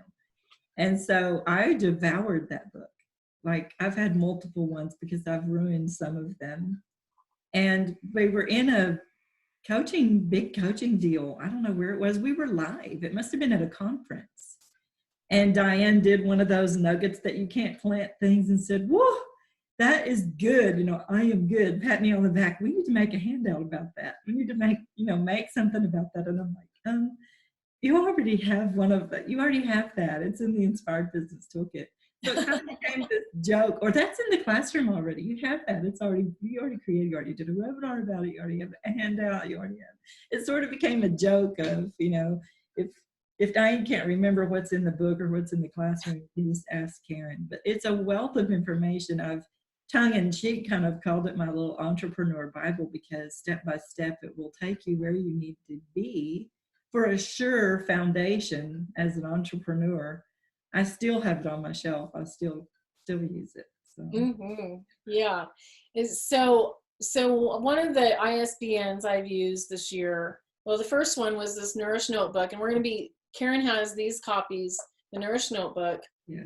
And then the second one is, and this is about what we're talking about today. It's about food, it's about body, it's about water, it's about your habits, it's about a Nourish daily practice list. And so and I just posted a link in the group. I created something just for you guys, I'm opening the doors today.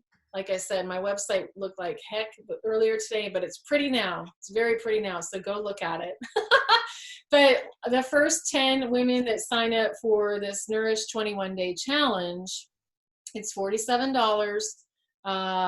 You get the first 10 that sign up get one of these in the mail. Okay, so a paperback. Everybody gets the PDF version. Everybody gets the PDF version. But we're actually going to send out, we're giving away 2 books today. One is Nourish, and then the other is the Transformation Tracker. And this one, I just say on the back, transformation is a habit. There you go. Transformation is a habit. Are you ready to practice tracking your changes so you can reach your business and life goals? And So in here, one goes away now, and then one at the end. So yeah, let's do it. What is the best way to? Here's my idea: to get Danica to type a number between 1 and 100 in the chat room, but not push enter, and then to get everyone who's interested in. We'll start with the Nourish, or do you want to start with the Transformation? Let's give out the Transformation Tracker first. So then everybody else, you can type a number between 1 and 100 in the chat room. And we'll just ask everybody to put enter at the same time. And, so Danica, do you have a number in there? You don't between push. 1 and 100, yes. Yes. So go ahead and pick a number between 1 and 100. Hit the button, and then we'll hear from Danica. You can hit the button actually anytime, probably. Well, oh, this is fun. I've never done it this way. Is everybody done? Going, gone. Oh, wait, didn't work. There it goes. So you put 87. So let's see who's closest to 87. There's a 77. Oh, okay. So I think, correct me if I'm wrong, do the math. That 77 is the closest number to 87, and that's Deborah Madden. So Deborah, yay, Deborah, if you would put private message me in the chat room your address. I'm in charge of mailing. Deborah, did you already buy this? No? Okay, she got my other books, so good. This is awesome. Okay, so you know how to private message me, right? In the deal. Okay. Yeah. Okay, awesome. So, free stuff. So yeah, I have over here ready to send out for the first 10 that sign up for my 21-day challenge. More of those books. So I'm going to put those back here behind me. And when you sign up, you're going to get one of these really cool, Karen put a picture of it, but a really cool little bracelet. It's either a hair tie, if you have hair. If you have hair, it's a hair tie, or it's like a little bracelet that says Nourish on it, just as a daily reminder that you can do this. You can do this no matter what's going on in the world. I want you to hear me. I can choose to nourish myself by the food I eat, by the things I think, by the habits I create today. So yay, Deborah. All right, let's get to you. Let me share my screen again. And so we were on this page. You guys remember this? I know it was a long time ago. Daily practices, routines, rituals, rhythms. I know what those are for me, and I know the ones that are healing. I take a bath every night. It's just what I do. Some of you are bath people, some of you aren't. Some of you are late night people, some of you are morning people. Build into your life more and more of these daily practices until they become a habit. I told you I got off Diet Coke, but so the next thing I had to get off of was sugar-free gum. Sugar-free gum. Let me look up how many days sober I am from sugar-free gum. I'm not kidding. I use this app called Days. Look at that. So I have not had sugar-free gum in 71 days. Rock on, sister. So why is that important? It might not be a big deal to you, but you know what? I talk to a lot of women and they tell me all their secrets, right? And some of them are drinking Dr. Pepper all day. Some are drinking Sprite all day. Some are drinking, you know, some are going to the gas station every day to buy some sort of thing. Well, I used to drive to Starbucks and get a Starbucks every morning for 25 years. 25 years. And then I released that and learned how to drink black coffee. You're going to say, oh, I could never. And then you're going to eat your words, and you're going to eat your words. And you're going to be like, wow, these words don't taste very good. I'd rather eat a taco. So I was addicted to sugar. I can be addicted to anything, I guess is what I want you to hear me say. I can be addicted to things that you might think that's no big deal. Sugar-free gum. What's the problem, Diane? Well, when you're chewing a pack a day, that's probably a problem, right? Why? Because because I'm like an intermittent faster. And so if I'm chewing sugar-free gum all day, I'm never actually clean fasting. I'm always spiking my insulin. I'm always like shoving a new piece of gum in my mouth. Okay, well, I wanted to stop that. So I had to practice that. So I'm counting the days, still 71 days. And every so often I'll be like, I miss, and he hears me, oh, I miss gum. Oh gosh, I miss gum. I wish I could have a piece of gum. And then it passes. I don't go racing out. I actually still have some gum here at the house. You know, there's certain things when you get sober, you remove all the booze from the house. Just saying. Just saying. But like those are things that I have to practice. I had to practice not chewing gum all day. And what did I do? I found some alternatives. I started, here, you guys are gonna laugh. You ready for some truth? So, I mean, they sell those awesome toothpicks that are cinnamon flavored or tea tree flavored or peppermint flavored. So those are really great. I mean, one day I was chewing on a cinnamon stick for real, like a cinnamon stick. I'm not kidding you. I had a cinnamon stick in my mouth. And so like, a lot of that is ended now because I'm 71 days in. But you are going to find things that you think, maybe that's not a big deal. But if God tells you it's a big deal, that you're drinking blankety blank all day, or that you're chewing blankety blank, or won't stop playing your game on your phone. I mean, it can be little things. I know women that are addicted to games on their phone. You know them too. You might be them. Right? You might be them, addicted to playing games on your phone. We all have our secret stuff. We all have our secret stuff. So let's talk about practice number 5, gratitude. My hair's shorter. My husband still has no hair. Okay, that's Jim. He's in the next room. He probably has heard every word we've said because, you know, I'm a loud talker. But this is important about nourishing, is to practice gratitude. I need to practice gratitude for this life I have. Right now in pandemic, you have food, you have toilet paper, I hope. You have maybe a cat or a dog or a child or something. And if you don't, then go out and find somebody that has less than you. This is important. Someone has way less than you and is happy, right? Someone has way less than you and is happy. And so I want you to really think in terms of, well, part of your daily practice right now is, what am I grateful for? What am I grateful for? And writing that stuff down, and also saying it out loud. Saying it out loud. Telling those people, I'm grateful that I can meet you on Zoom today. I'm grateful that I can call you. I'm grateful that you checked on me today.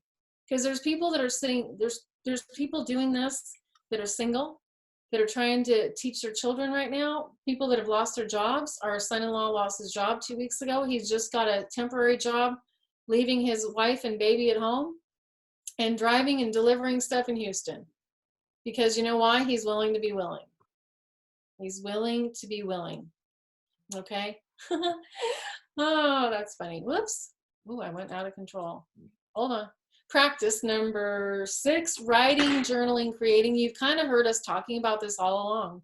We've talked about writing books. We've talked about writing blogs. We've talked about creating a program.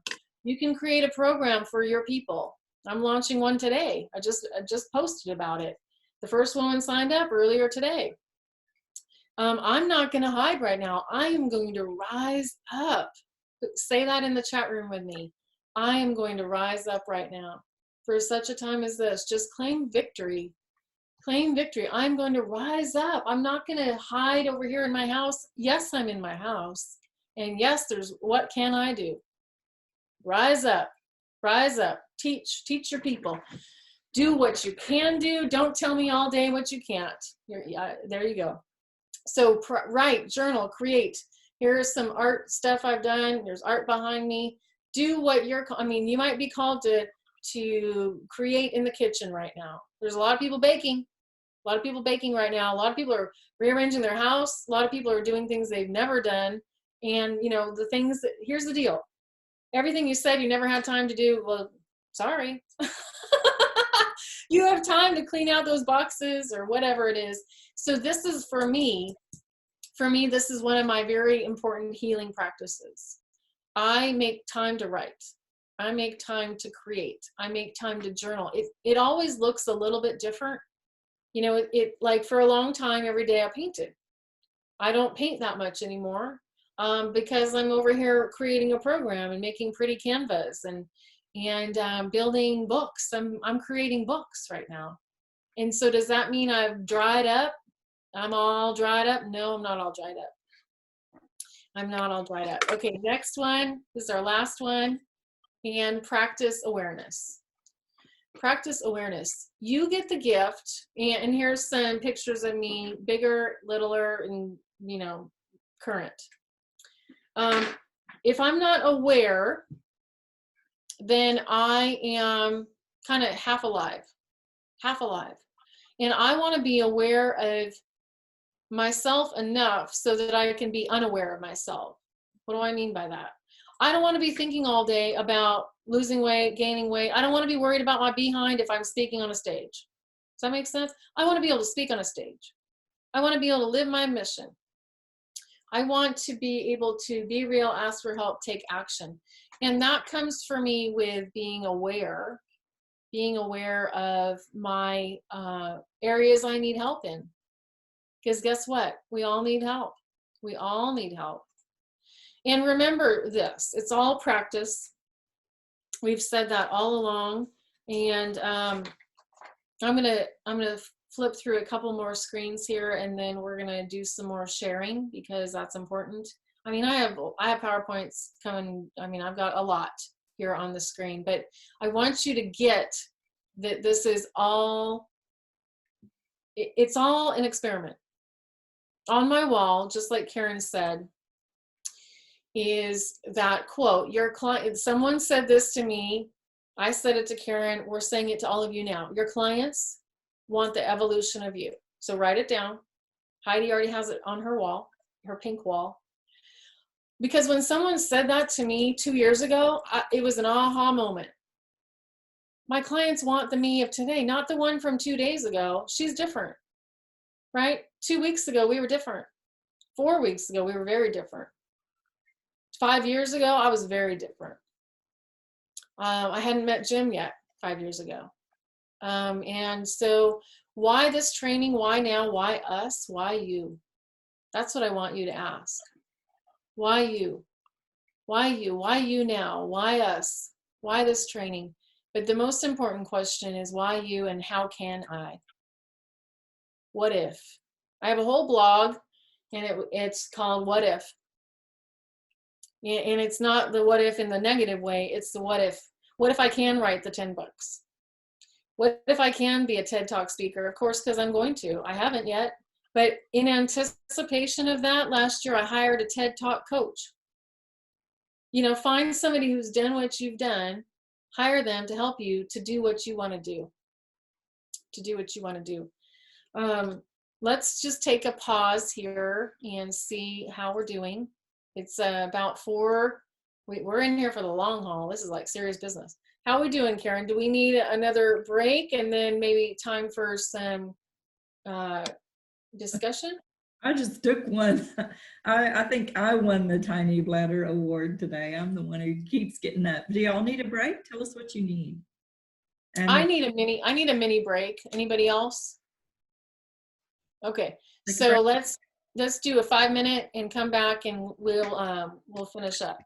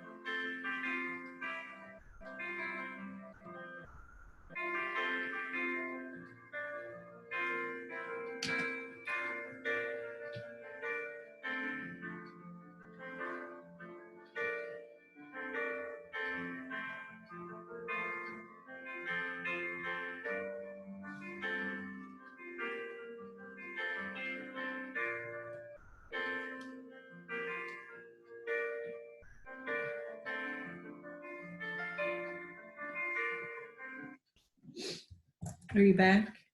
I'm back. Are you back? I'm back. Is everybody back? Good enough. How is Diane able to show posters and notes that are not reverse images? On Zoom, you can. Yeah, Yeah, when we hold the book up, it's not reversed, right? Or right. is it? It's not. It's front.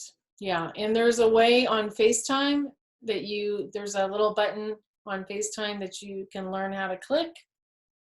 And because on FaceTime everything's backwards, right? So there's some programs that can help you with that, or there's a secret button I found that can show you how to do that. Excellent. Any questions? I have more. I mean, I've got more I can teach, or we can go into discussion, Q&A. What would be the right answer? What do you think, Karen? When you say, I don't have this as a worksheet yet, you're going to share your PowerPoint with me, right? Put it in the classroom? Yeah, for sure. I can get you the PowerPoint.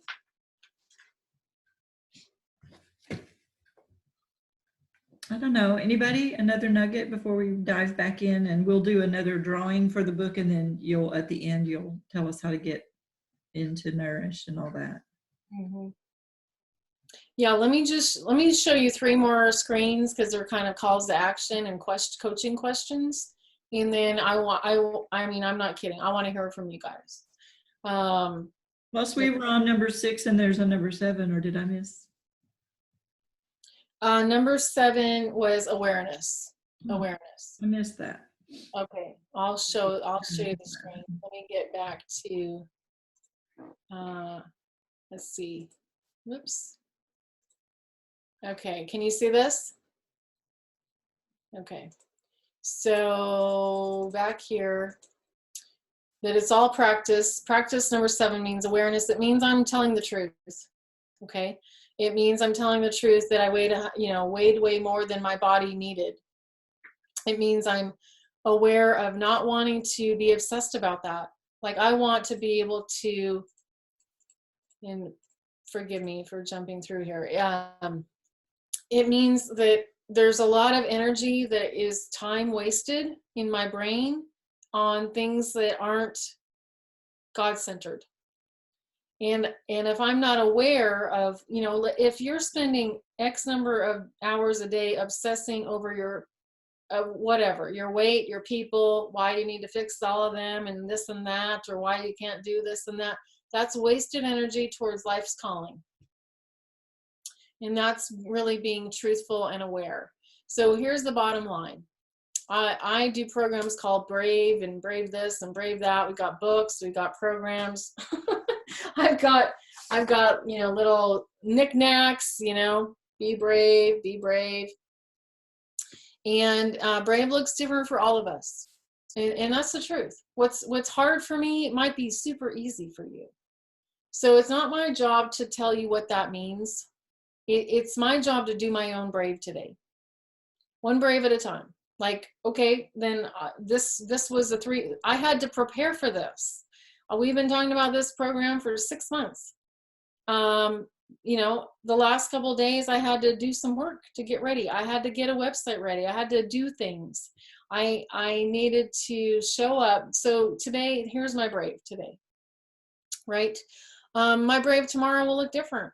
My brave tomorrow is coaching 3 clients. My brave Thursday will look different. Your brave is going to be different than mine. So the question for you is, what is your brave? What is God calling you to do right now, rising up? Right now, in the middle of COVID. Not next year when everything's clean and clear. Today, will you? What will you do today? And here, just write. Do you need to write your book? Do you need to start dating or stop dating? There's a couple of you in this room that have already messaged me, that coach with me, that need to stop dating. Okay? Some of you need to start, some of you need to stop. Some of you need to start your business, some of you need to stop chasing the wrong business. Some of you, this kind of, do you need to buy the house? The world is in kind of a little weird. This PowerPoint is actually from a different training, but it's still true. Right now, people are starting businesses to serve what's happening. They're starting a business to serve what's happening. They, you know, I have a friend that's in the middle of trying to buy a house. Do you think that's on hold right now? Probably, but it's not on hold forever. It's not on hold forever. It's just not yet. It's God either says yes, no, or not yet. Sometimes it's very clear. Sometimes it's very clear. Invite us in. That's how we share the brave. We share our heart. You show us. I invite you into my world. I tell you that I'm off sugar-free gum. I mean, what in the world? Who needs to talk about that? Look at this. I'm like promoting you. I forgot. This is a webinar from before, or this is the end of a PowerPoint from something I used in the past, as you can tell. Join us at NACWE. Learn more all year. This is funny. I'm like totally having a moment right now. Whoops, let me stop all that. You too can have a PowerPoint that you update, and like you don't like clean up all the end screens, and you're gonna be just fine. It's all a practice. It's not a perfect. So I was just promoting NACWE. Why? Because NACWE is a big deal. NACWE is a big deal.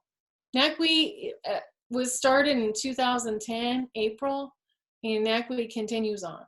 Actually, May 11th, I think. Is it May 11th? May 11th was our birthday, our birthing moment. And we have carried on, and we will carry on. We're about to have a 10-year birth. Like Karen told me that we're about to hit 10 years, and I was like, what?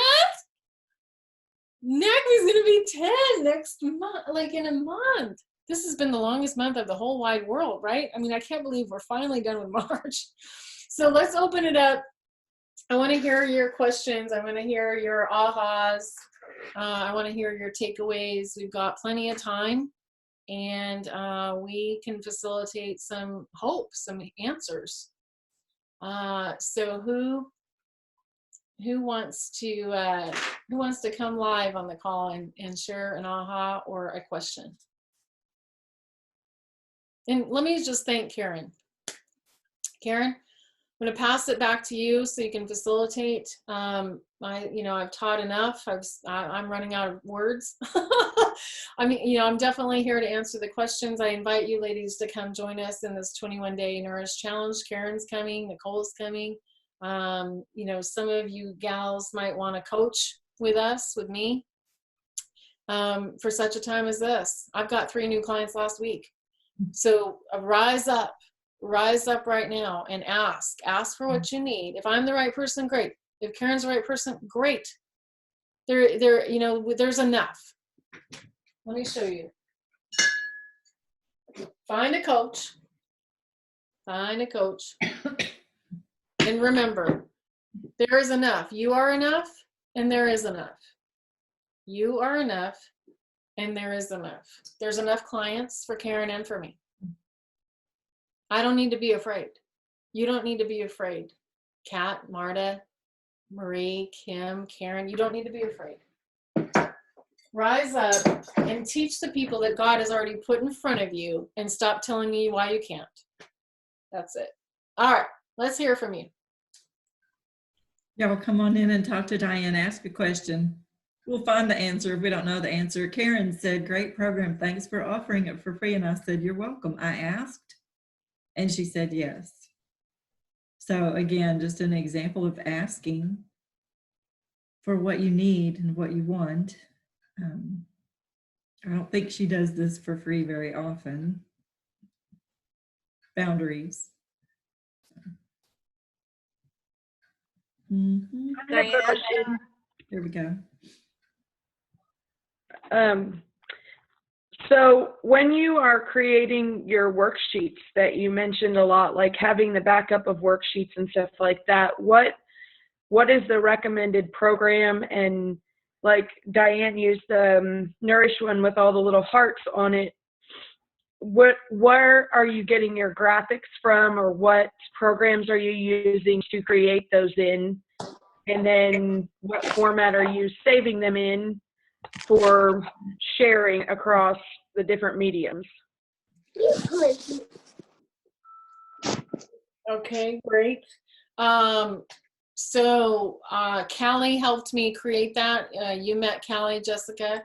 Everybody needs a virtual assistant. I say to everybody needs a Callie, but there's not enough Callie. You know, I need Callie too. And so, like, I think she created it in Canva. I have a paid Canva account. You know, we all need Canva. We all need a Callie. We all need Canva. And so I can do just enough to be dangerous in Canva, but I also know that there's things I cannot do, and that was one of them. I can't make that little cutesy thing. I can upload a picture, maybe write a little graphic on top.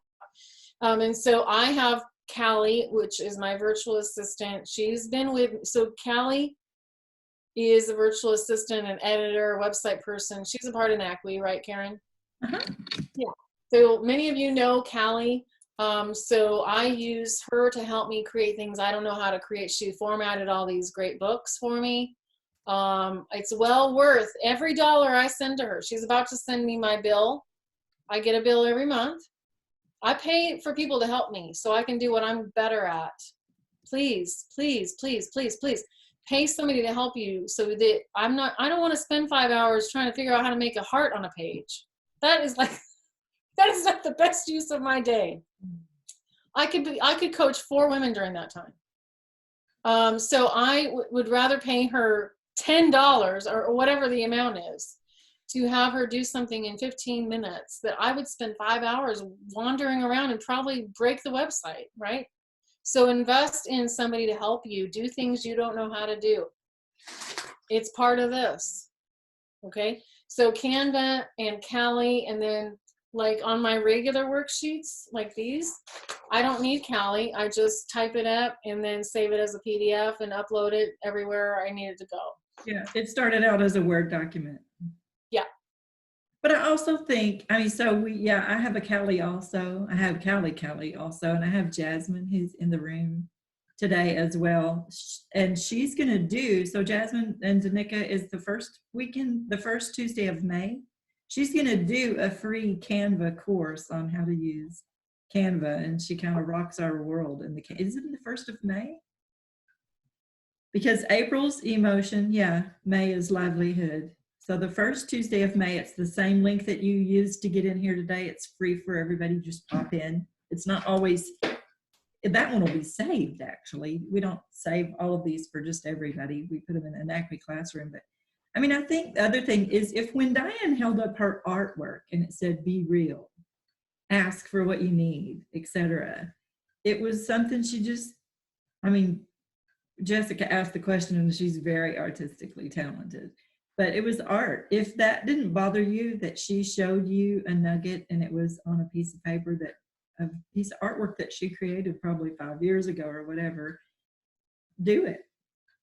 Do it your way. Make it as simple as possible. For example, I'll give you a specific. Our classrooms, Diane's classroom, DianeCunningham.com, KarenBoard.com, NACWE. NACWE's classroom has over 850 things in it.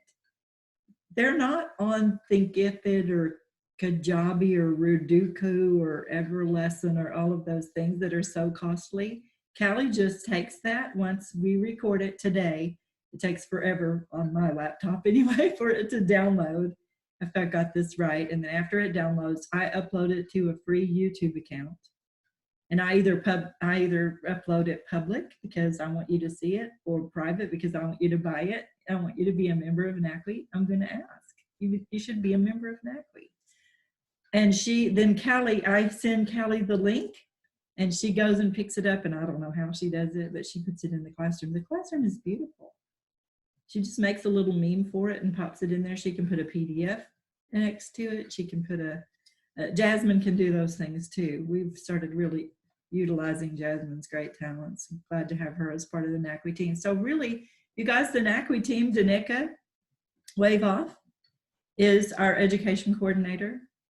Kathy Gifford, she had to run and get something to the nursing home for her mother-in-law and pass it through the window. You know how that goes. She's our missions coordinator, and Jasmine is our spiritual coordinator. So we're hearing from them. When you're in NACWE, you see them at the forefront of things.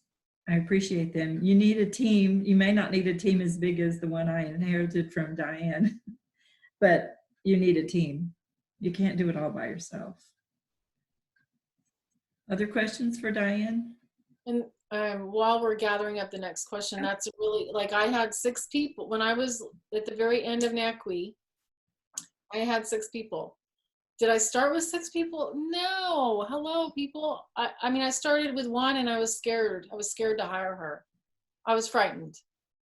But I knew that I didn't know. I knew way back then that I didn't know all these things I needed to be able to figure out, technology stuff.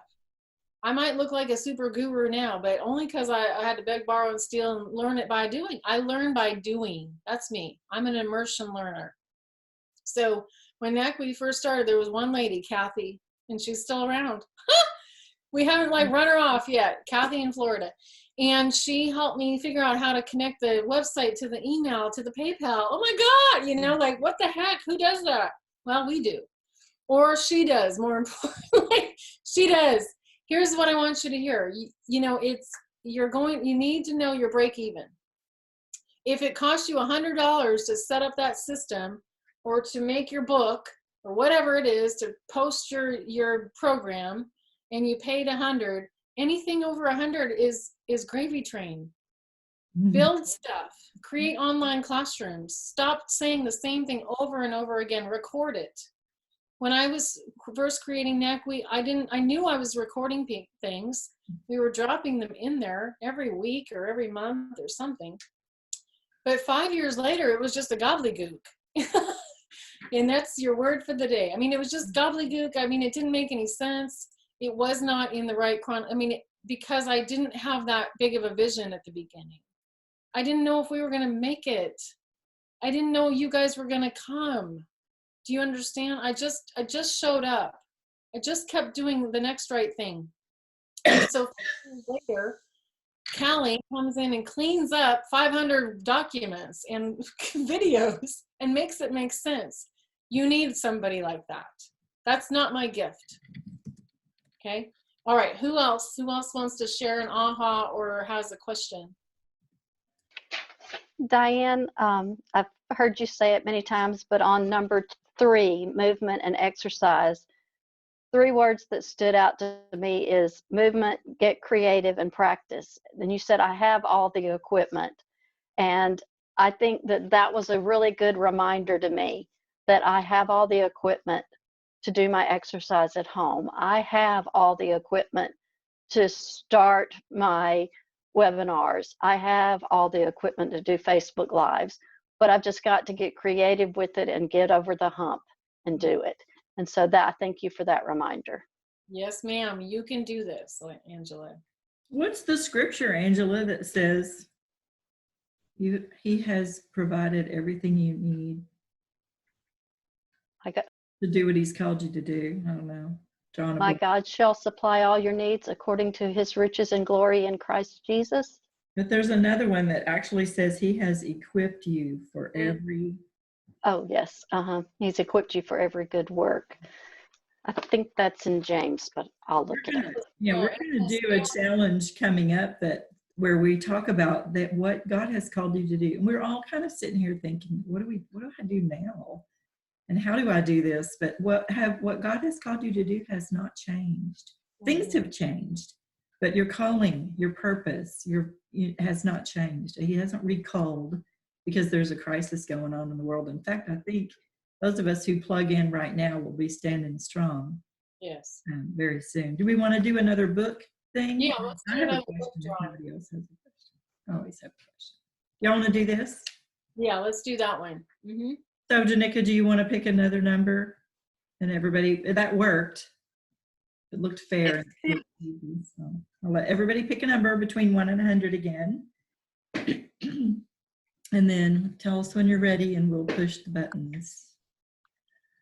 And for those of you that don't win it, remember, if you sign up for my 21-day program, you get the first 10 women get one of these that I have here ready to send out. Or it's available on Amazon. You can buy the darn thing if you'd like. Are we ready? Okay, go ahead. 5, 4, 3, 2, 1. 2. Oh my gosh. So Nicole has an 8. Let's look through here really quickly. I bet it's you. Nicole looks like the winner. How come people aren't playing? They must be taking care of something. Nicole, you don't already have this one? Which one is it? The Nourish. I do. Okay, so I probably already have your address from NACWI stuff, but would you put it in the chat room for me privately anyway? Not. But I do have that book. That's true. That's true. She already has it. I think it's signed and everything. The next. I'm about sorry. the next? I'm just a winner. It just comes to me. I'm so sorry, but I will redonate it back to the next person who won, and so everybody can. Like Joan. You would. It looks like Joan, 16. Yay, Joan. Yay. All right, Joan, give me your info and I will mail it to you. Thank you, Karen. I will risk COVID to go to the. So who else has if you have a question, now is your time. Now is your time for a question or an aha, or sometimes we just need a witness. Sometimes we need a witness to hear us say something out loud. Well, we're here. So who wants to say something out loud? Nicole. I do. So I just found out about the workshop today. I joined in. So all the time you were talking, Diane, I was doing the work that I called you for emergency this morning. So I have an agreement for the technology help that I need. And I've decided to start my lives today instead of tomorrow. If I don't say it out loud, I won't do it. So I just appreciate you and all the leadership, Karen, and just the encouragement. I mean, having all these women around makes you want to go out. And Karen, you have just blessed me so much today by repeatedly saying your call has not changed. My word for this year is declare, and I haven't said a word. It's almost April. So I need to get out there and do what God has called me to do. So this is awesome. Thank you, guys. Awesome. Good. Excellent. Who else needs a witness? Just like Nicole just claimed victory. Who else needs to say, wow. It's on recording too.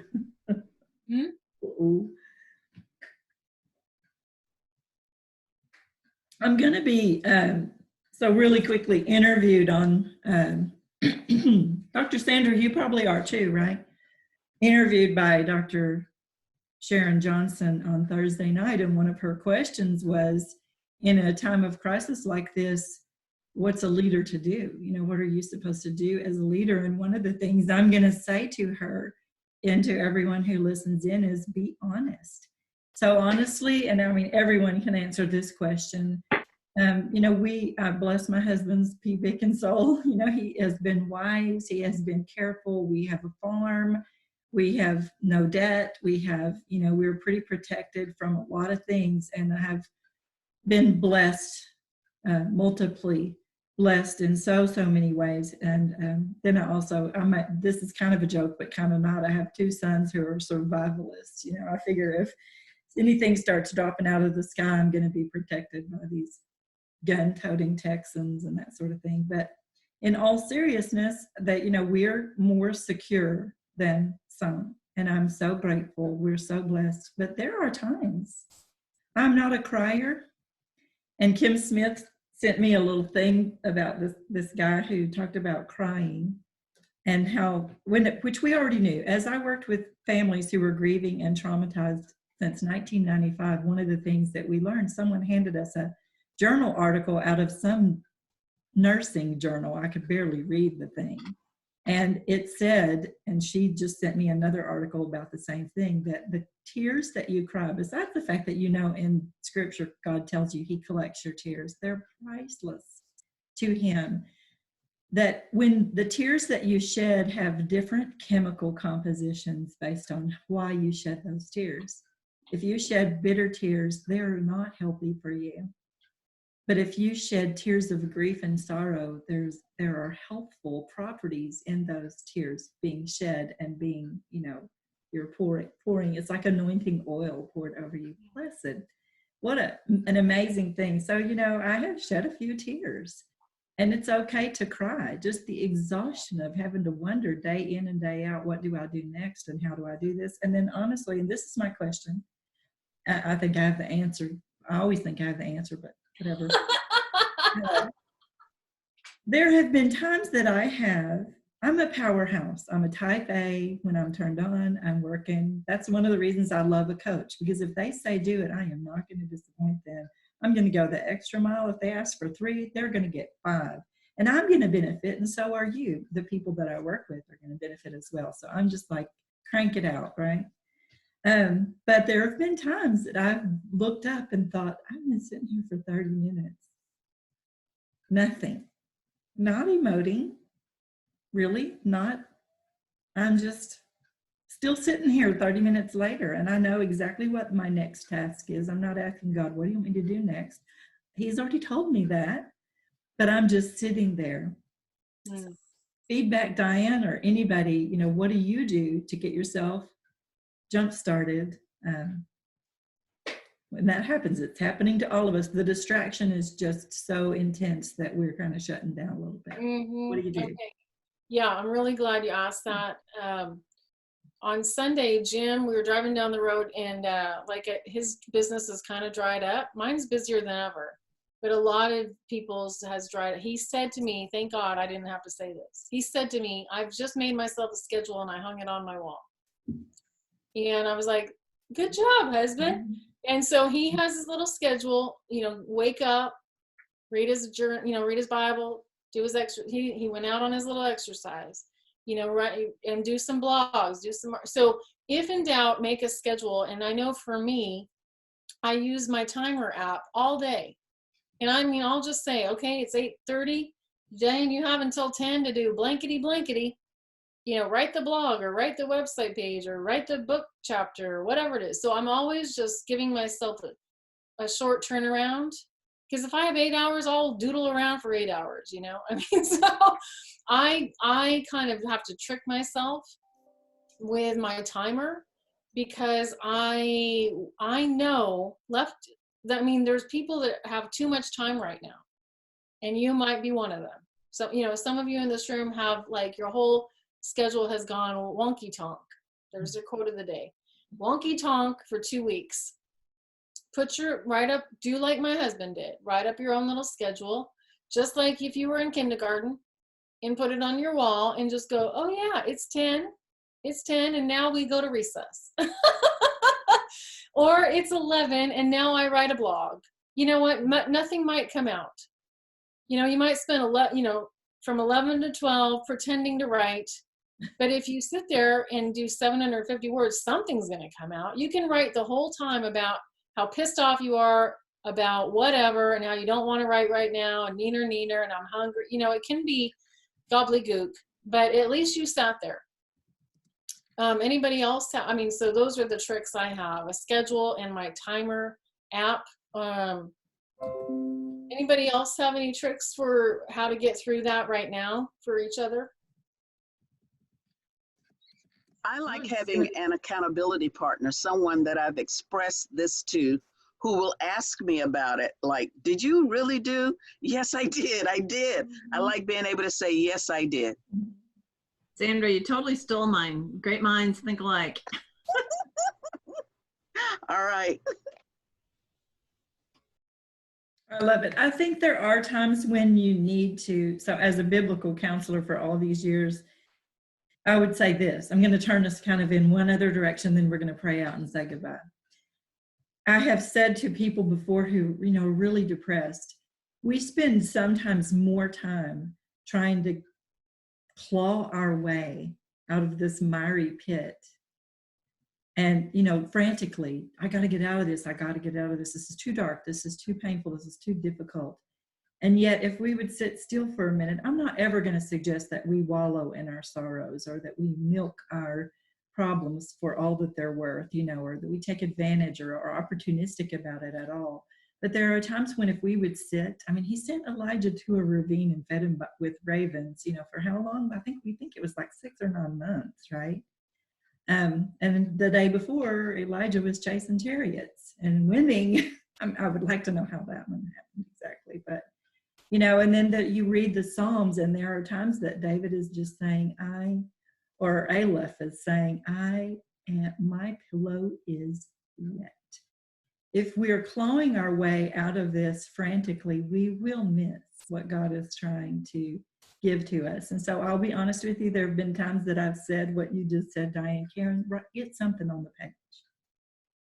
Buck up, put on your big girl panties, plow forward, write the blog. It won't come out exactly like you wanted it to, but you will have gotten started. And it maybe it'll jumpstart even more things. And there have been other times that I've said, no, you need to sit back. If you read Matthew 11:28-30, to come unto me, all you who labor, and I will give you rest. In the Message, it says, I will help you live in unforced rhythms of grace. And I think there comes a time when we have to sit back, let him wrap his arms around us in that grace, and be still, be quiet. Maybe I needed a nap. You know, maybe the recharge is I haven't had my coffee yet, or come off of my fast yet, or taken my vitamins yet. You know, I'm borrowing vitamins from people right now, but my encouragement, I needed this. I wrote down some of the things that y'all said, because there have been times when I thought I need to move, and I'm just sitting here. I agree with somebody who said, let's put the phone away. I keep looking at, do you know that I read this book called The Ruthless Elimination of Hurry, John Mark Comer. He said, do you know how many times a day the average person, I'm at least average or better.